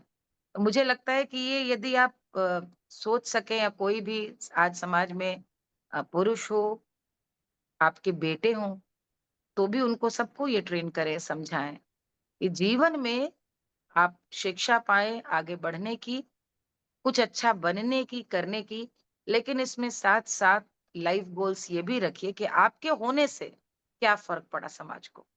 हुँ, एक हमारे यहाँ गाना है जो सोहर है, शिशु के हुँ, जन्म पे गाया जाता है। उसके शब्द हैं, तो इसमें कौशल्या और दशरथ बात कर रहे हैं। "कुइयाँ खदावे कौन फल मोरे साहिब, साहिब हो। कुइयाँ खनावे कौन फल मोरे साहिब, साहिब हो। झोंकवन भरे पनिहारन, झोंकवन भरे पनिहारन, तब फल मिली हैं, तब फल मिली हैं, सुनहु हो।" साहब ये बताओ कि कुआँ खुदाने का क्या फल है? क्या फल है? राजा कहता है या पति कहता है या गुरु शिष्य को कहता है, जो भी इसको आप अर्थ निकालना चाहें। हुँ, या राजा प्रजा से कहता है क्योंकि साहब बुलाए। कि कुआँ खनाबने का तभी फल है जब पनिहारन मन भर भर पानी उससे उलीच सके। अब इसके 2 बातें हुई। एक तो ये कि कुआँ अच्छा खुदा हो, साफ जल हो पनिहारी ने, और इतनी अच्छी इंजीनियरिंग उसकी हो कि भई पानी कोई भी ले जा सके। दूसरा उसी में, अमुआ लगावे कौन फल मोरे साहिब, साहिब हो। राही बाटे जौन अमुआ, राही बाटे जौन अमुआ, खई है फल मिली है सुनहु हो। आम लगाने का राजा, ये बताओ मुझे क्या उद्देश्य है? जो बाग लगवाएं, पेड़ लगवाएं, क्या लाभ है? वो कहते जब राह चलता पथिक भी उससे पेड़ से आम तोड़ के अपनी भूख मिटा सके, तब तुम जानो पेड़ लगाना तुम्हारा सार्थक हुआ। अब ये मैसेजिंग उनके लिए जो अपने सुख के लिए एक फार्म हाउस बनाकर बैठे हैं।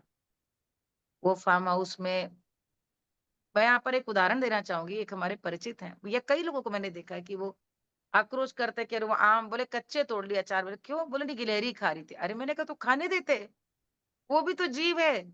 हाँ, कच्चे तोड़ के अचार बना लिया कि पका कोई ना खाने पाए। अरे हाँ, अब ये सही आनंद है कि भाई गिलहरी यदि खा रही है तो ये तो आपका आनंद है। धान की बात है। बुआई आप देख रहे हैं कि पूरे खेत में हंस हंस पटे, वो कीड़ा केंचुए निकलते हैं ना हुँ, हुँ, धान की रोपाई के समय जमीन से, हाँ, वो उसको खाने के लिए। तो आपको यदि वहां वो देख के सुख मिल रहा है कि जीव में सब अपना अपना जिसका जब समय उसका भक्षण कर रहे हैं, उनका राही बाटे, राह चलता पथिक यदि आम खा पाए, तब तो तुम जानो तुम्हारे पेड़ लगवाने का। वृक्षारोपण का भी लाभ, एक तो फलदार वृक्ष लगाए जाए। थैंक यू विकास शर्मा जी।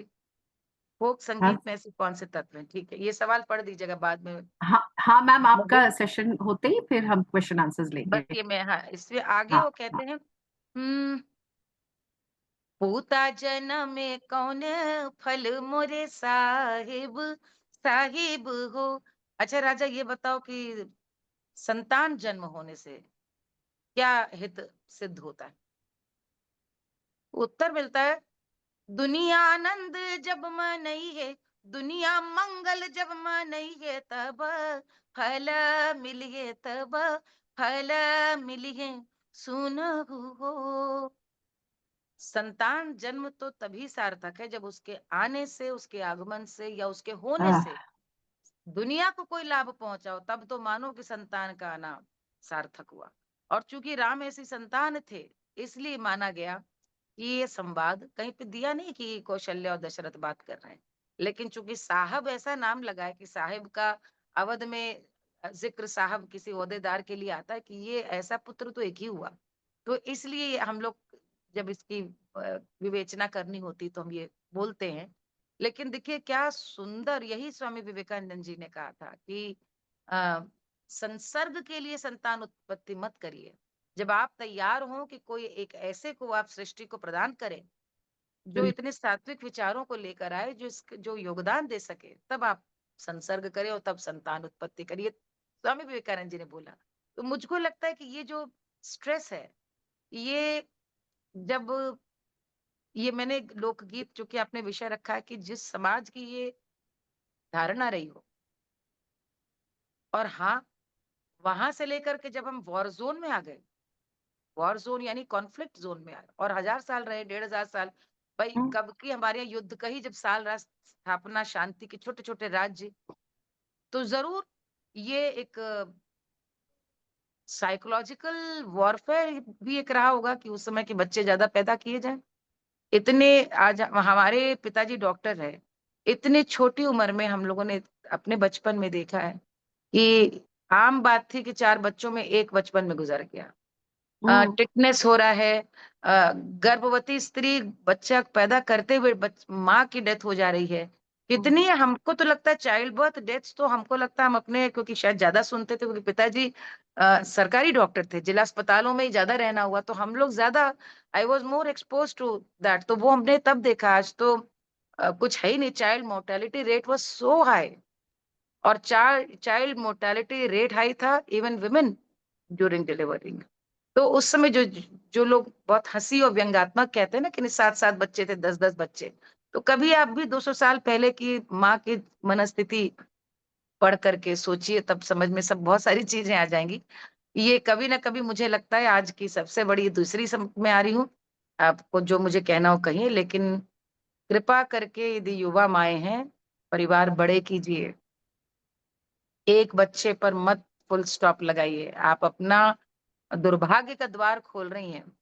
2 बच्चे कम से कम कह रही हूँ, आपने सही सुना, 2 बच्चे कम से कम, 2 बच्चे होने ही चाहिए। और आप, ये सब स्ट्रेस से रिलेटेड है, क्योंकि आज पढ़ाई, करियर, एक मेरे पास परसों एक बड़ा कमाल का एक अनुभव हुआ कि आप जानते हैं ये दैनिक जागरण का एक कॉलम निकलता है, शहनाई हम्म, मैट्रिमोनियल, उनका साइट हम्म, है, तो बड़ा पुराना हम्म, पॉपुलर वो है। तो उसका कुछ वार्षिकी उसमें थे, तो हमको और अवनीश को, मेरे हस्बैंड को बुलाया गया कि कपल गोल्स, जो नए विवाहित जोड़े हैं, उन वो आपसे सवाल पूछेंगे। तो बड़ा रोचक था, तो हम दोनों गए कि हम लोग को तो भाई 37 साल, 36-37 साल हो रहे हैं। और तो वहां पे एक सवालों में आया, तो उसपे यही आ रहा था, मैंने कहा कि भाई there is never a good time for anything. जैसे लोग कहते हैं ना कि शादी की उम्र क्या है, कैरियर की उम्र क्या है, बच्चे करने की उम्र क्या है। तो मैंने कहा भाई ये कौन तय करेगा कि क्या उम्र है? Biologically if your body is ready, mentally psychologically if you are ready, any age is good, any age is good. यदि बायोलॉजिकली आप 20-21 साल में बच्चा पैदा कर सकते हैं, तो आप क्यों ना करें? और यदि आप, मेरे तो खुद ही दोनों बच्चे बहुत जल्दी हुए, लेकिन यदि आप करियर परस्यू करें, और करियर होगा ही, हर लड़कियां काम करेंगे और करना चाहिए, उस करियर को परस्यू करते करते जो आपकी बायोलॉजिकल क्लॉक बढ़ती चली जा रही है, और आपको लग रहा है कि आपके साथ वाले, यदि आपका शादी हुई तो आप 1 साल पीछे हो जाएंगे, बच्चे हुए तो 2 साल पीछे हो जाएंगे, और आपके कोलीग्स कहाँ के कहाँ पहुंच जाएंगे। तो सफलता और आनंद की परिभाषा फिर से आपको देखनी होगी कि उसका अर्थ क्या है। क्योंकि फिर वही बात जो मैंने शुरू में आपसे कही कि मन नहीं है, इच्छा नहीं है, तब तो देखिए बात ही खत्म। भाई कोई अच्छा ही नहीं लगता, नई शादी की बात खत्म। लेकिन यदि कोई अच्छा नहीं लगता, वो भी सोचिएगा कि क्यों, are you so much stressed कि आपको कोई अच्छा लगना बंद हो गया। बाहर निकलिए, ताजी हवा में घूमिए फिरिए। वो जैसे रिमझिम सावन में अमिताभ बच्चन मौसमी चटर्जी के संग हाथ लेकर घूमते हैं, वैसे पानी में भीग के घूमिए। हम लोग तो आजकल जरा सा पानी बरसा नहीं, छाता लेके निकल आते हैं। अरे भीगिए पानी में, हाँ, खाइए भुट्टा, ढाबे में चाय पीजिए। जितना आप जीवन को उसकी नजदीकी से देखेंगे, आप देखें आपके ही तो ये सारा हार्मोन्स आपके सब खुद ही एक्टिव हो जाएंगे। एक कहते हैं ना लोग आजकल बॉडी पे, वो फेस पे क्या कराते हैं, सम क्या बोलते हैं उसको, बोटॉक्स वोटॉक्स कराते हैं। Nose job, nose job. हाँ, नोज जॉब वॉटेवर सब कुछ कराते हैं। तो हाँ। उसमें कई लोग कहते हैं ना कि वो इतना ज्यादा जब हो जाता है तो उनकी स्माइल वगैरह बंद हो जाती है, क्योंकि इतनी ठोका पीटी हो जाती है कि जो आपके नेचुरल मसल्स मुस्कुरा रही थी वो बंद हो यस। जाती हैं। तो ये अपने शरीर के साथ भी कि यदि आपने उसको इतना कृत्रिम एनवायरनमेंट में रख दिया, तो उसको आदत ही नहीं रहेगी कि धूप में जाए तो कैसे धूप 3 दिन सहे, उमस में कैसे आए। ये भाई आपको क्षमा करना पड़ेगा, क्योंकि यहाँ एनिमल किंगडम है पूरी हमारी।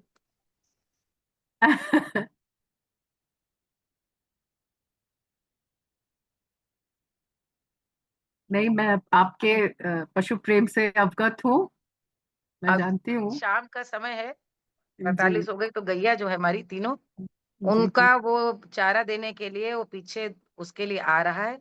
और बस उसी समय इनको, वो जैसे ही आया तब ये दरवाजा को मैं आपको इनफैक्ट दिखा सकती हूँ, इनकी बाव बग दिखाइए दिखा मैम, दीजिए। प्लीज। ये देखिए, सो ब्यूटीफुल। और ये क्या देख रहे हैं वो भी देख लीजिए, ताकि आप इस पूरे, हम स्ट्रेस पे जो थोड़ा बहुत ज्ञान शायद दे रहे हैं, लग ही रहा होगा कि ज्ञान दे रहे हैं, 1 सेकंड में इसको, तो वो क्यों दे रहे हैं वो भी आप आज देख लें। क्योंकि सौभाग्य से जीवन थोड़ा, इसको मैं, यस, जाओ काजू, बाहर जाओ, चलो जाओ, बाहर जाओ। काजू, हाउ गाय स्वीट। दिख रही है आपको? जी मैम, जी जी। 3 गाय दिख रही? जी जी, बिल्कुल बिल्कुल। वी झूला कैन भी सी। दिख रहा होगा। झूला देखा, हाँ झूला है।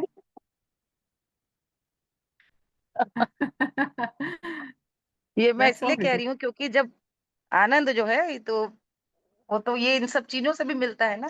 तो जितना, अरे भाई उसको चुप कराओ, भौंक रहा है बहुत जोर जोर गैया को देख करके। आओ भाई। काजू। काजू राम है इनका। हमारे यहाँ 4 बिल्लियां हैं, तो बिल्लियों के रियल। नाम भी सब ऐसे ही हैं, मलाई, मक्खन, लड्डू और जलेबी। तो दिस इज इनक्रेडिबल। कहने का ये मेरा ये कि जब आप, जब जितना हम तो हाँ, मैं ये कह रही थी वहां पे हुआ ये कि एक,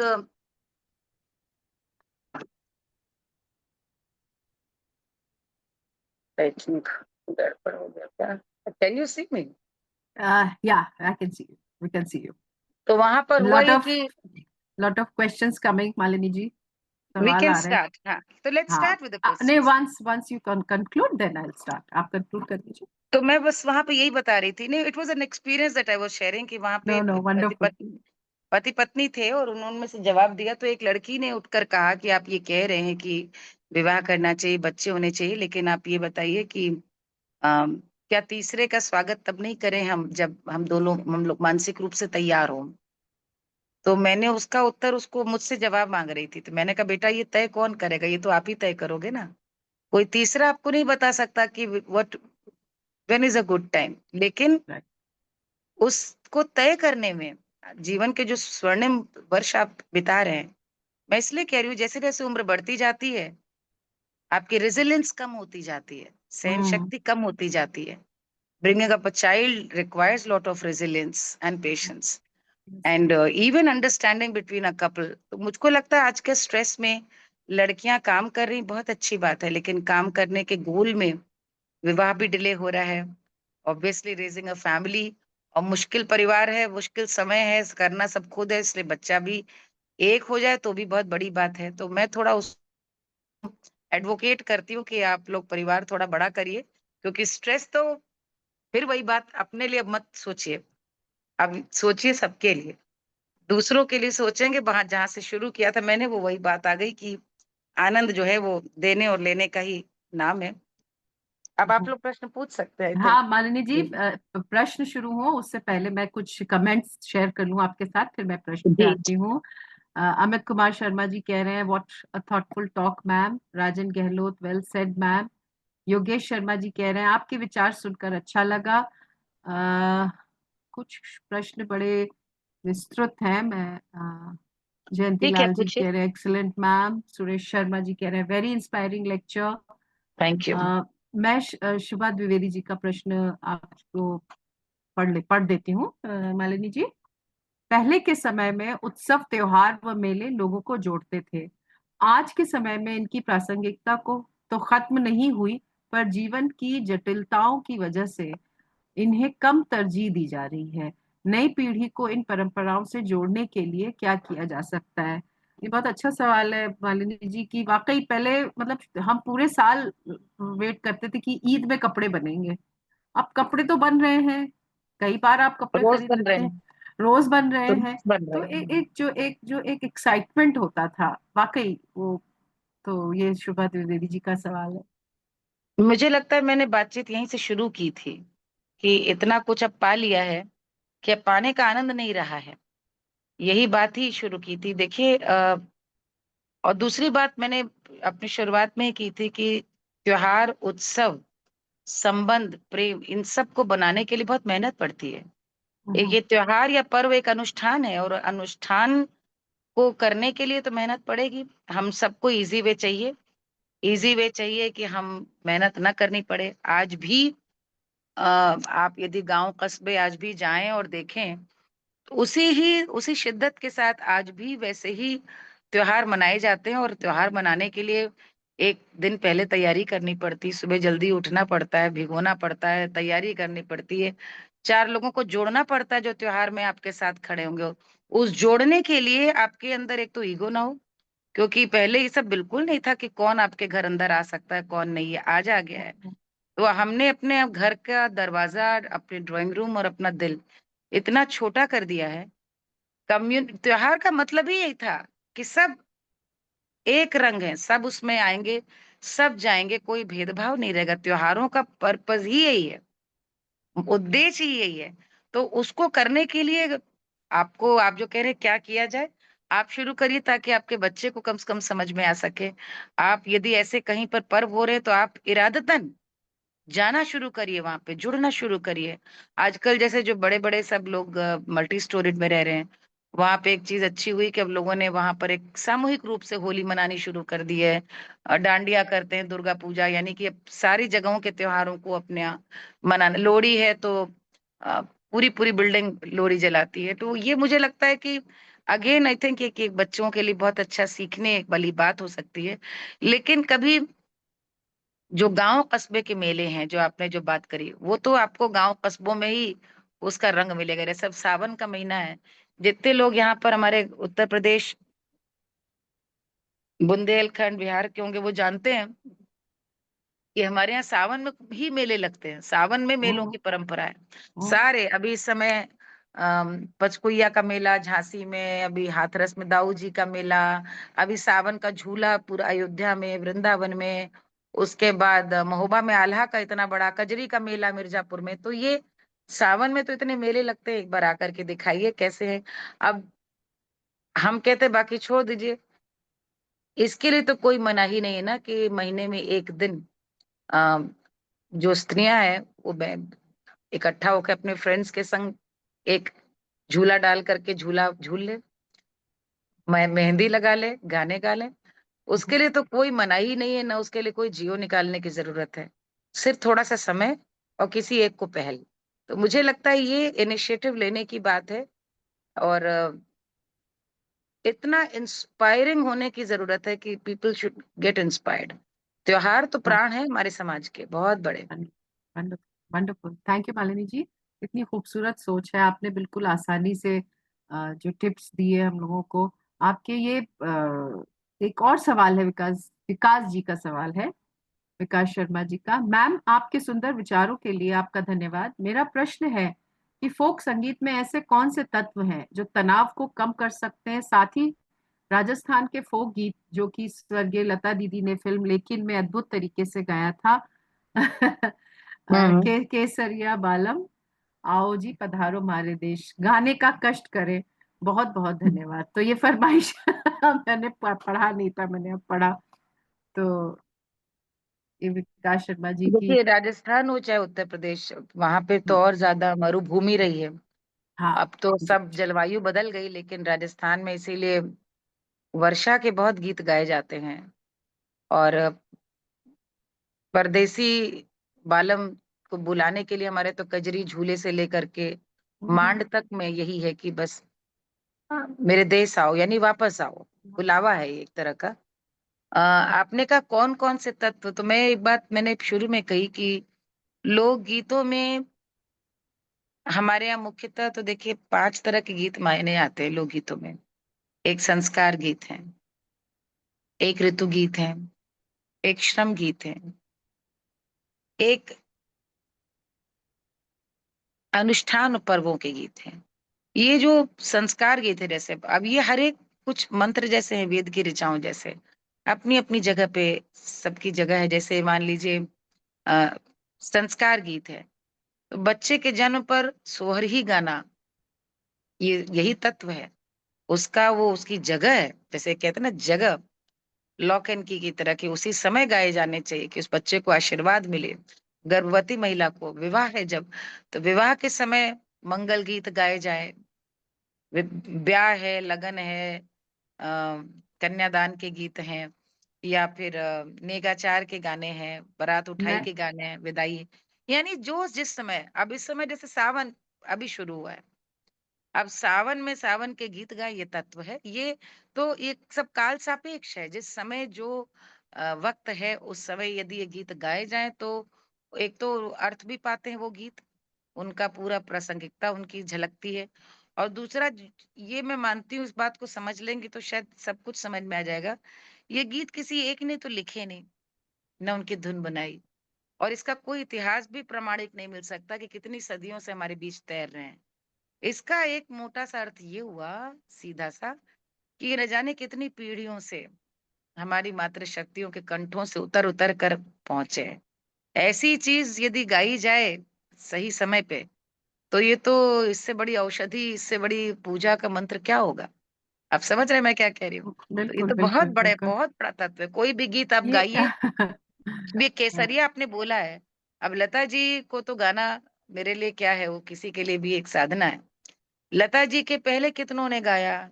अल्लाह जलाल भाई, यदि आप जानते हैं तो, आप हाँ कितनी हाँ, बड़ी जयपुर की कितनी बड़ी गायिका, सब ने गाया है इसे। आज भी हर कोई बैंड में गाता है, और हर बार नया लगता है, क्योंकि पुकार है। पुकार हर एक की नई होगी। मैं सुनाती हूँ। केसरिया बालमा आवो नी पधारो म्हारे देश, देश रे पधारो म्हारे देश। केसरिया बालव आवो नी पधारो म्हारे देश, देश रे पधारो म्हारे देश। मैं क्या कहूँ, आपकी ये खूबसूरत रेंडिशन सुन के मुझे बस एक शेर याद आ रहा है मालिनी जी। गले में उसके खुदा की अजीब कुदरत है, गले में उसके खुदा की अजीब कुदरत है, वो बोलता है तो एक रोशनी सी होती। वो बोलता है वो एक रोशनी सी होती है। इट शुक्रिया। Is so beautiful Malini ji, you are a blessed soul. मैं प्रश्न लूंगी, अजीत कुमार जी हैं, इनका प्रश्न है, मैं पढ़ देती हूँ मैम। नमस्कार मैम, कला, साहित्य, संस्कृति और क्षेत्रीयता में समन्वय बनाना आसान नहीं होता। आप किस तरह से ये कर पाती हैं? आज की युवा पीढ़ी, हम लोग हमारा जस्ट मिनट, आज की युवा पीढ़ी और हम लोग इस दिशा में किस तरह से समानता बनाकर रखें? बदलती बहुत ही परिस्थितियों सुंदर। बदलती परिस्थितियों और तकनीकी विकास ने इस समन्वय को बढ़ाया है या योगदान दिया है? बहुत अच्छा सवाल है मैम। बहुत अच्छा सवाल है आपका। और इस सवाल में अ, बहुत ही आपने चिंतन करके सवाल पूछा है। मैं तो कभी कभी खुद भी सोचती हूँ कि मैं कैसे कर पाई या कैसे कर रही हूँ। और उसका एक ही उत्तर मिलता है, जिसको एक शब्द इंग्लिश में कह सकते हैं, कन्विक्शन। यदि आप कन्विंस्ड हैं कि हमें जो अपनी बात कहनी है, हमने अपने जीवन में जो शिक्षा ली, जो संस्कृति की समझ मुझ में आई, जितना हमने अपने आप को समृद्ध किया, उस समृद्ध करने के की प्रयास में, उसकी यात्रा में आ, हम अडिग रहे अपने विश्वास पर। उस पर किसी भी प्रकार की कोई चुनौती, किसी प्रकार की आलोचना, किसी प्रकार की जो लोगों का एक कहते हैं ना पूर्वाग्रह होते हैं, आपको देख के लोग जज करते हैं, आपको लोग टोकते हैं, आपको लोग रोक भी सकते हैं, आपको लोग निराश कर सकते हैं। मेरे संग तो हुआ है बहुत। और एक समय तो ये भी था कि क्या होता है जब आप थोड़ा नाम हो जाता है ना, तो आपकी हर एक चीज अच्छी लगने लगती है। लेकिन जब आपको कोई जानता भी नहीं है तो आपको देखकर आपके बारे में राय बना सकता है। उल्टा होता है, जैसे बहुत शिक्षित हैं तो शिक्षा का अभिप्राय ही आज से 40 साल पहले दूसरा था। और मैं बात कर रही थी क्षेत्रीयता की, क्षेत्रीय आंचलिक संस्कृति की, कि किस तरह से अपनी भाषाओं को बचाना, कैसे संस्कृति को बचाना है। मैं इसमें संस्कृत में कालिदास को भी जोड़ती थी, मैं इसमें भास को भी जोड़ती थी। तो अध्ययन किया था, और मुझे लगता है कि शायद मैंने यदि अध्ययन नहीं किया होता तो न तो मैं ये दृष्टि पाती। इसलिए अध्ययन तो आज भी इतना अनिवार्य है कि आप रोज पढ़ करके नया सीख रहे हैं। अध्ययन, संगीत, साहित्य की, संस्कृति के संग संग संस्कृति की समझ एक तो आपके परिवेश से होती है, परिवार से होती है। तो हमारे घर में एक कह सकते हैं कि पिता हमारे बहुत एक जैसे कहा जाए आजकल के हिसाब से एक डॉक्टर थे तो बड़े आधुनिक मिजाज के, लेकिन माँ बहुत पारंपरिक विचारों की थी। और ससुराल में आए तो हुआ उल्टा कि हमारी सास प्रगतिशील विचारों की थी। लेकिन हर एक को अच्छा लगता है कि नई बहू कुछ नियम और अनुशासन का पालन करे। मेरे सामने हमारी ददिया सास और ननिया सास थी ससुराल में, और यानी 3 सासें। और उनसे मैंने अ, जो रीति नीति सीखी, संस्कृति संस्कार सीखा घर के, ससुराल के, तो बस उनके एक रैशनलाइज वे में उनको मैं आत्मसात करने लगी कि इसका क्या पॉजिटिव्स है, इसका लाभ क्या है, इतने सालों से चला आ रहा है तो कोई तो कारण होगा। And it further made me sure that this is way to lead, यही करना है। तो मुझे लगता है इनमें से चारों पांचों चीजें जो आपने कही, यदि मैं मेरी बचपन मिर्जापुर और गोरखपुर में नहीं बीता होता तो मैं आंचलिकता या क्षेत्रीयता की इतनी बड़ी आग्रही रक्षक रक्षा करने की बात नहीं करती। मैंने भोजपुरी का स्वरूप न देखा होता, मैंने अवधी का इतना गरिमामय स्वरूप नहीं देखा होता, मैं नहीं कह पाती। मैंने साहित्य नहीं पढ़ा होता तो मुझे ये न समझ में आता कि इस देश में सदा से शास्त्र और लोक की समानांतर धाराएं बही हैं। इस देश में सदा से जो किताबों में था, जो ऋषियों मुनियों का था, उसी के समानांतर एक लोक में वही जीवन मूल्य, वही दर्शन चला है। एक वो लोक भाषा में चला, जन सामान्य के बीच वही रीति नीति चली। जैसे वहां मान लीजिए आयुर्वेद है, वो हमारे यहाँ दादियों ने अपनी रसोई में ही पूरा खींच लिया। तो ये इस तरह से एक समानांतर धारा, वो मुझे शिक्षा से, व्यवहार से समझ में आया। संगीत ने समझ दी, मुझे अब लगता है यदि गाती नहीं तो शायद मैं लिख कर ये बातें कह रही होती। गाती थी तो मेरे लिए उनको उसकी भीतरी यात्रा करना बहुत संभव था। अब ये तो मैंने करी अपनी बात, आप कैसे करें? पहली बात तो अध्ययन ज़रूर करें, लेकिन अध्ययन का प्रैक्टिकल एस्पेक्ट हमेशा जीवन को रखना चाहिए। किताबें जिन्होंने भी लिखी सब यायावर प्रवृत्ति के थे। जितने बड़े लेखक, जितना बड़ा साहित्यकार, आप याद ध्यान दीजिए, वो कभी भी घर बैठने वाला नहीं रहा होगा। वो यायावर प्रवृत्ति का व्यक्ति रहा होगा, जिसने सब कुछ देखा है जीवन में। यहाँ तक कि गोस्वामी जी भी कहते हैं कि जब तुलसी घाट पे बैठकर उन्होंने मानस लिखी, तो उसके पहले क्या नहीं देखा था उन्होंने। तो पहले तो जीवन के सारे अनुभूतियां हों, बुरी भी हों, और हम आजकल बड़े प्रोटेक्टिव हो गए। बुरी कुछ बुरा देगी इस तरफ से उधर हम देखना ही नहीं चाहते। मुझे तो लगता है कि कभी ना कभी अम, विकार भी विकार का भी आशीर्वाद मिलना बहुत जरूरी है। वो चाहे आलोचना के रूप में हो, चाहे धोखे के रूप में हो, वो सब आपको समृद्ध और परिपक्व करता है। संगीत, और जैसे क्षेत्र, मैंने क्यों बोला क्षेत्रीयता की मैं आग्रही हूँ, संस्कृत पढ़ने के बाद अवधि की बात करना, मगर मैंने देखा था कि लोग बहुत इंग्लिश की बात करना, या एकदम फ्रेंच की बात करना, जर्मन भाषा की बात करना बड़े सम्मान की बात थी, और कहीं ना कहीं अपनी हिंदी की बात करना एक अपमान की बात हो गई। तो हमने उस समय अपना विवेक उस समय नहीं खोया।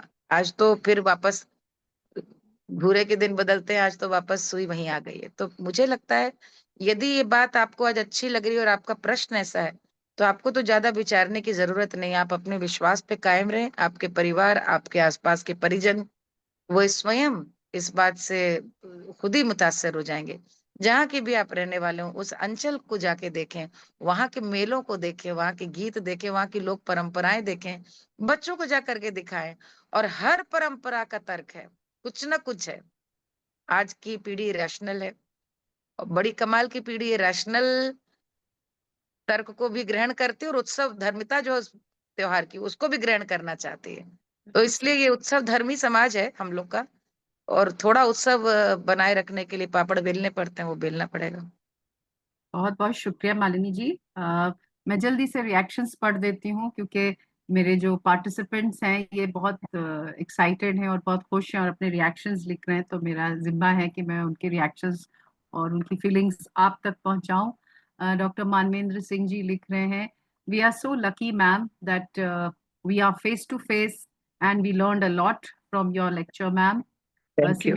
सिमी कपूर मेहता जी लिख रही हैं, lovely views about family, thanks for putting them across. तो फिर ये एक प्रश्न ले सकते हैं, आखिरी प्रश्न ले लें मालिनी जी, अगर आपकी इजाजत हो तो। आई ये एम एक okay. Last, okay okay ma'am, this is the last question I think. और ये डॉक्टर सीमा शर्मा जी हैं, ये पूछ रही हैं, मैडम आप इतनी ऊंचाई पर पहुंचकर अपना कल्चर नहीं भूली, कैसे सामंजस्य बनाया आपने? अब मैं इसमें एक और क्वेश्चन ऐड करूंगी, ये मैं हमेशा जानना चाहती हूँ। Malini ji, you travel across, you travel all around the world, and I have seen you like this only. I have seen you so beautifully representing our Indian culture and tradition. So please share something about it, that what kind of experience you have, and I mean I want to know, जैसा ये प्रश्न कर रही हैं सीमा शर्मा जी, इसी से attached है मेरा प्रश्न। देखिए, सबसे पहली बात तो ये कि ये I partly understood what you are trying to imply. Is it about, I think it is about being comfortable in who you are, and Yes, yes. taking pride in this. It cannot be You, one thing कि जैसे आज जी बोली। Ma'am आप, लगता नहीं है कि you're portraying it just because you're correct, going to वही बता perform रही it. हूँ। Yes It's a yes part of yourself. So yes that's yes, wonderful. So how do you it do is that? About How do you do owning it that? Up. आप हैं Yes, ऐसी, you are no other person, आप ऐसी ही हैं, तो अगले को भी यही मिलेगा। जब मिलेगा तब यही मिलेगा, बात करेंगे तो भी यही मिलेगा। जब बात करेंगे, and it is so easy to be yourself, you are, yes, there is no pretence. आपको कुछ जाहिर नहीं करना जो आप नहीं है। आधे समय हम वही करने की कोशिश करते हैं जो हम नहीं है, अच्छा बनने के लिए। मुझे लगता है आप जो हैं वैसे बने, अगले के लिए भी आप इजी कर देंगे जिंदगी। ये इतना बड़ी सृष्टि है, दो इंसान एक जैसे नहीं है, लेकिन you have to try to become a likeable person. Likeable person वो हर व्यक्ति हो सकता है जो सहज है। तो मुझे लगता है सहजता की तो कोई परिभाषा ही नहीं है। अब मैं, आपने कहा जो पहला प्रश्न आया कि कैसे सामंजस्य बैठाया, सामंजस्य बैठाना क्या, ये मैं आज कह सकती हूँ कि अब आज तो I am somewhere being regarded as somebody who takes pride in culture. मुझको लगता है कि ये भी कहाँ हम लोग आज आ गए हैं कि किसी को हम इसलिए प्रशंसा करें कि आप अपनी संस्कृति में बड़ा स्वाभिमान महसूस करते हैं। क्या सभी को नहीं करना चाहिए, पहली बात। बेशक। और उस समय ये जरूर है कि हमारे यहाँ चूंकि हम एक मतलब आज का भारत बहुत बदल गया, लेकिन एक तो चूंकि हमारे पति ब्यूरोक्रेट थे, तो वो एक हम जिस एलिटिज्म के एनवायरनमेंट में मेरा कह लीजिए पालन पोषण हो रहा था, पोषण भी इसीलिए कहूंगी क्योंकि when you married at 21 and you are dealing with that, आपके सीनियर्स भी हैं, आपके कोलीग्स भी हैं, तो एक बहुत अभिजात्य वातावरण सेवा का रहता है, जिसमें आपको लगता है कि जिस जन सेवा को करने के लिए प्रशासनिक सेवा में कोई आया है, दुर्भाग्य से उनकी जो बेटर हाफ्स है वो उतना ही जन से दूर हो जाते हैं। तो वहां पर मैंने जरूर ये देखा कि अंग्रेजों का इतना एक, चूंकि आईसीएस सर्विस थी पुरानी, कि वहां पे एक जरूर एक प्रोजेक्शन था, how they wanted to see somebody elite, you know chiffons and ये वो पूरा, मतलब I don't want to go in details है। तो वहां पे जरूर मुझे लगता है, मुझे तो नहीं कभी, लेकिन अगलों को जरूर थोड़ा बहुत अनकंफर्टेबल शायद देख के लगता हो, क्योंकि हमको सिंदूर इंदूर उस समय भी लाल एकदम भरने की बड़ी, बीच में एक समय आया था 90s में, आपको याद होगा, लड़कियां माथे से बिंदियां गायब हो गई थी, बिंदी नहीं लगाती थी, यू रिमेम्बर? तो यस, यस। हाँ, सीधे तो मैं सिंदूर और बिंदी लगाती थी, तो बिल्कुल लगता जैसे कोई गांव देहात से चला आ रहा है, कस्बे से या कहीं से।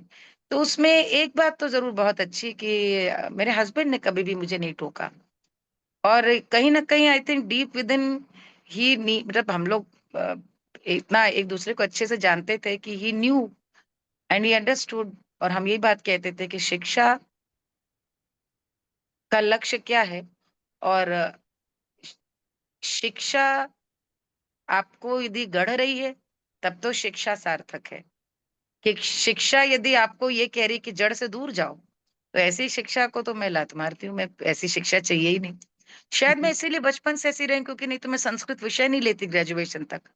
उस समय संस्कृत मेरे पास था, जब लोग कहते थे संस्कृत ऑब्सलीट हो रही है, क्या पढ़ना, तो मुझको लगता है चिप ऐसी थी मेरी, ऐसा मुझे लगता है। नहीं तो कि अब मुझे वो उनका जितना सकारात्मक पक्ष था, परंपराओं का, संस्कृति का, मैं ग्रहण करती चली गई। सामंजस्य बस ऐसे ही बैठता कि भाई आपको कोई बदलना चाह रहा, आप नहीं बदलेंगे, इफ यू आर कन्विंस्ड मैं हूं, ये मैं हूं, मेरा भारत ऐसा है और मैं इसमें आनंद लेती हूँ, ये मेरा आनंद है, और अब मेरे इस आनंद से आपको आनंद मिल रहा है, तो मेरा ऐसा होना सार्थक है। तो ये एक शायद आग्रह शुरू से था। और जो आपने बोला कि मैं बाहर भी ऐसी हूँ, तो ये क्योंकि नाउ दिस इज मी, तो मुझे जैसे लोगों को साड़ी पहनना किसी किसी के लिए कोई एक ओकेजन होता है, मेरे लिए साड़ी से इतर कुछ और पहनना एक ओकेजन होता है। और शुरू से ही ऐसे ही रहती रही हूँ, तो आप हमको भी ऐसे ही, आप रात के 2 बजे भी पाएंगे तो हमारी पल्ला प्लीट सब ऐसे ही रहेगी। तो वो अब ढल चुके हैं हम लोग, it's too late to ask now, नहीं, अब हम नहीं, लोग दैट्स ढल गए। वंडरफुल। वंडरफुल, वंडरफुल मानवी जी। मैं कुछ थैंक यू। रिएक्शन शेयर करती हूँ आपसे, हमारे जो लिसनर्स हैं, पार्टिसिपेंट्स हैं। सुरेश शर्मा जी कह रहे हैं, doctor Suresh Sharma ji, ma'am you define whole Indian culture in one session. This is oh, doctor thank Suresh you. Sharma ji thank you. And he is conveying his thanks. Ma'am ये मैं पढ़ देती हूँ, हाँ। डॉक्टर शिवांगी नैथानी देवरानी जी हैं, इनका रिएक्शन है। Ma'am, ma'am I have heard you perform Railiya Bairan लोकगीत at Jashn Rekhta, that made be an ardent follower of लोकगीत। It was a pleasure listening to your talk ma'am, thank you so much. Thank you. Thank you Malini so ji, much. कमाल का session, Simi Kapoor जी कह रही हैं, मनीषा सिंह जी कह रही हैं आप बहुत अच्छा गाती हैं, रश्मि त्यागी जी थैंक्स कह रही हैं, वेरी नाइस सेशन। लीलावंती जी कह रही हैं ma'am congratulations and thank you. Manisha Singh बहुत सुंदर। विकास शर्मा जी ने कुछ शेयर किया है अपने कुछ पॉइंट्स वो मैंने प्रश्न में पढ़ चुकी हूँ उनका। तो मैम इसी देखिए, आप मैं एक मैं चीज बताऊं मालिनी जी, हाँ प्लीज आप बोलिए बोलिए प्लीज मैं बोलिए एक चीज कहना चाह रही थी, जो प्लीज। प्रशंसा करना उन सबके लिए, कि 31 जुलाई को मैं परफॉर्म कर रही हूँ यहाँ लखनऊ दिल्ली में कमानी ऑडिटोरियम में। तो जिनको भी सुनना हो जरूर आए कमानी में। Wonderful wonderful. सो हमारे 31 पार्टिसिपेंट्स ने जुलाई, यस। Yes, okay ma'am. तो मैम बहुत अभी भी रिएक्शंस आ रहे हैं मैम। एंड मालिनी जी, मैं क्या कहूँ, मैं जब भी आपसे मिलती हूँ या आपको सुनती हूँ, या और सबसे बड़ी बात कि आप इतनी you are such a heart person. I think I should call you a heart person because you are just what you feel and what you express. But then along with that, you have a very fine intellect also, because that intellect adds, and then being a woman, the feminine touch that you have. So it's a great combination, and you kind of reminisce that in your personality. And we keep hearing you, we keep seeing the wonderful job, the wonderful work Thank that you're you. doing to your craft, as well as to the country that you are born in, and to the beautiful, like I said, you are a Thank you. beautiful ambassador, true ambassador. तो Thank you. ये सब ये सब मुझे, मतलब जो मेरे जहन में बातें आती हैं आपको देखकर, आपको सुनकर, वो मैंने आपसे शेयर की ma'am. Now I have the official duty to convey Yeah. My thanks to you. So ma'am, on behalf of Atmaram Sanatan Dharma college, on behalf of IQAC convener Professor Vinita Tulli ma'am, our principal sir Professor Gyantosh Kumar Jha sir, and all the participants here who are from across India, pan India, they have joined us. Online का यही करिश्मा है. I would like to convey my thanks to you, ma'am, for making us part of this beautiful wisdom sharing from you. We are really honored to have you, ma'am. और आपको best विशेष के साथ रुखसत करने से पहले मुझे एक शेर मजरू साहब का याद आता है. जब भी मैं आपको सुनती हूँ, वो मैं अभी आपकी नज्र करूंगी मैम. रोक सकता हमें जिंदा ने भला क्या मजरू, रोक सकता हमें जिंदा ने भला क्या मजरू, हम तो आवाज हैं दीवार से छन जाते हैं, हम तो आवाज हैं दीवार से छन जाते हैं. तो I wish you all the very best, and my best wishes to you on behalf of all the participants. We wish you all the Thank very you. best.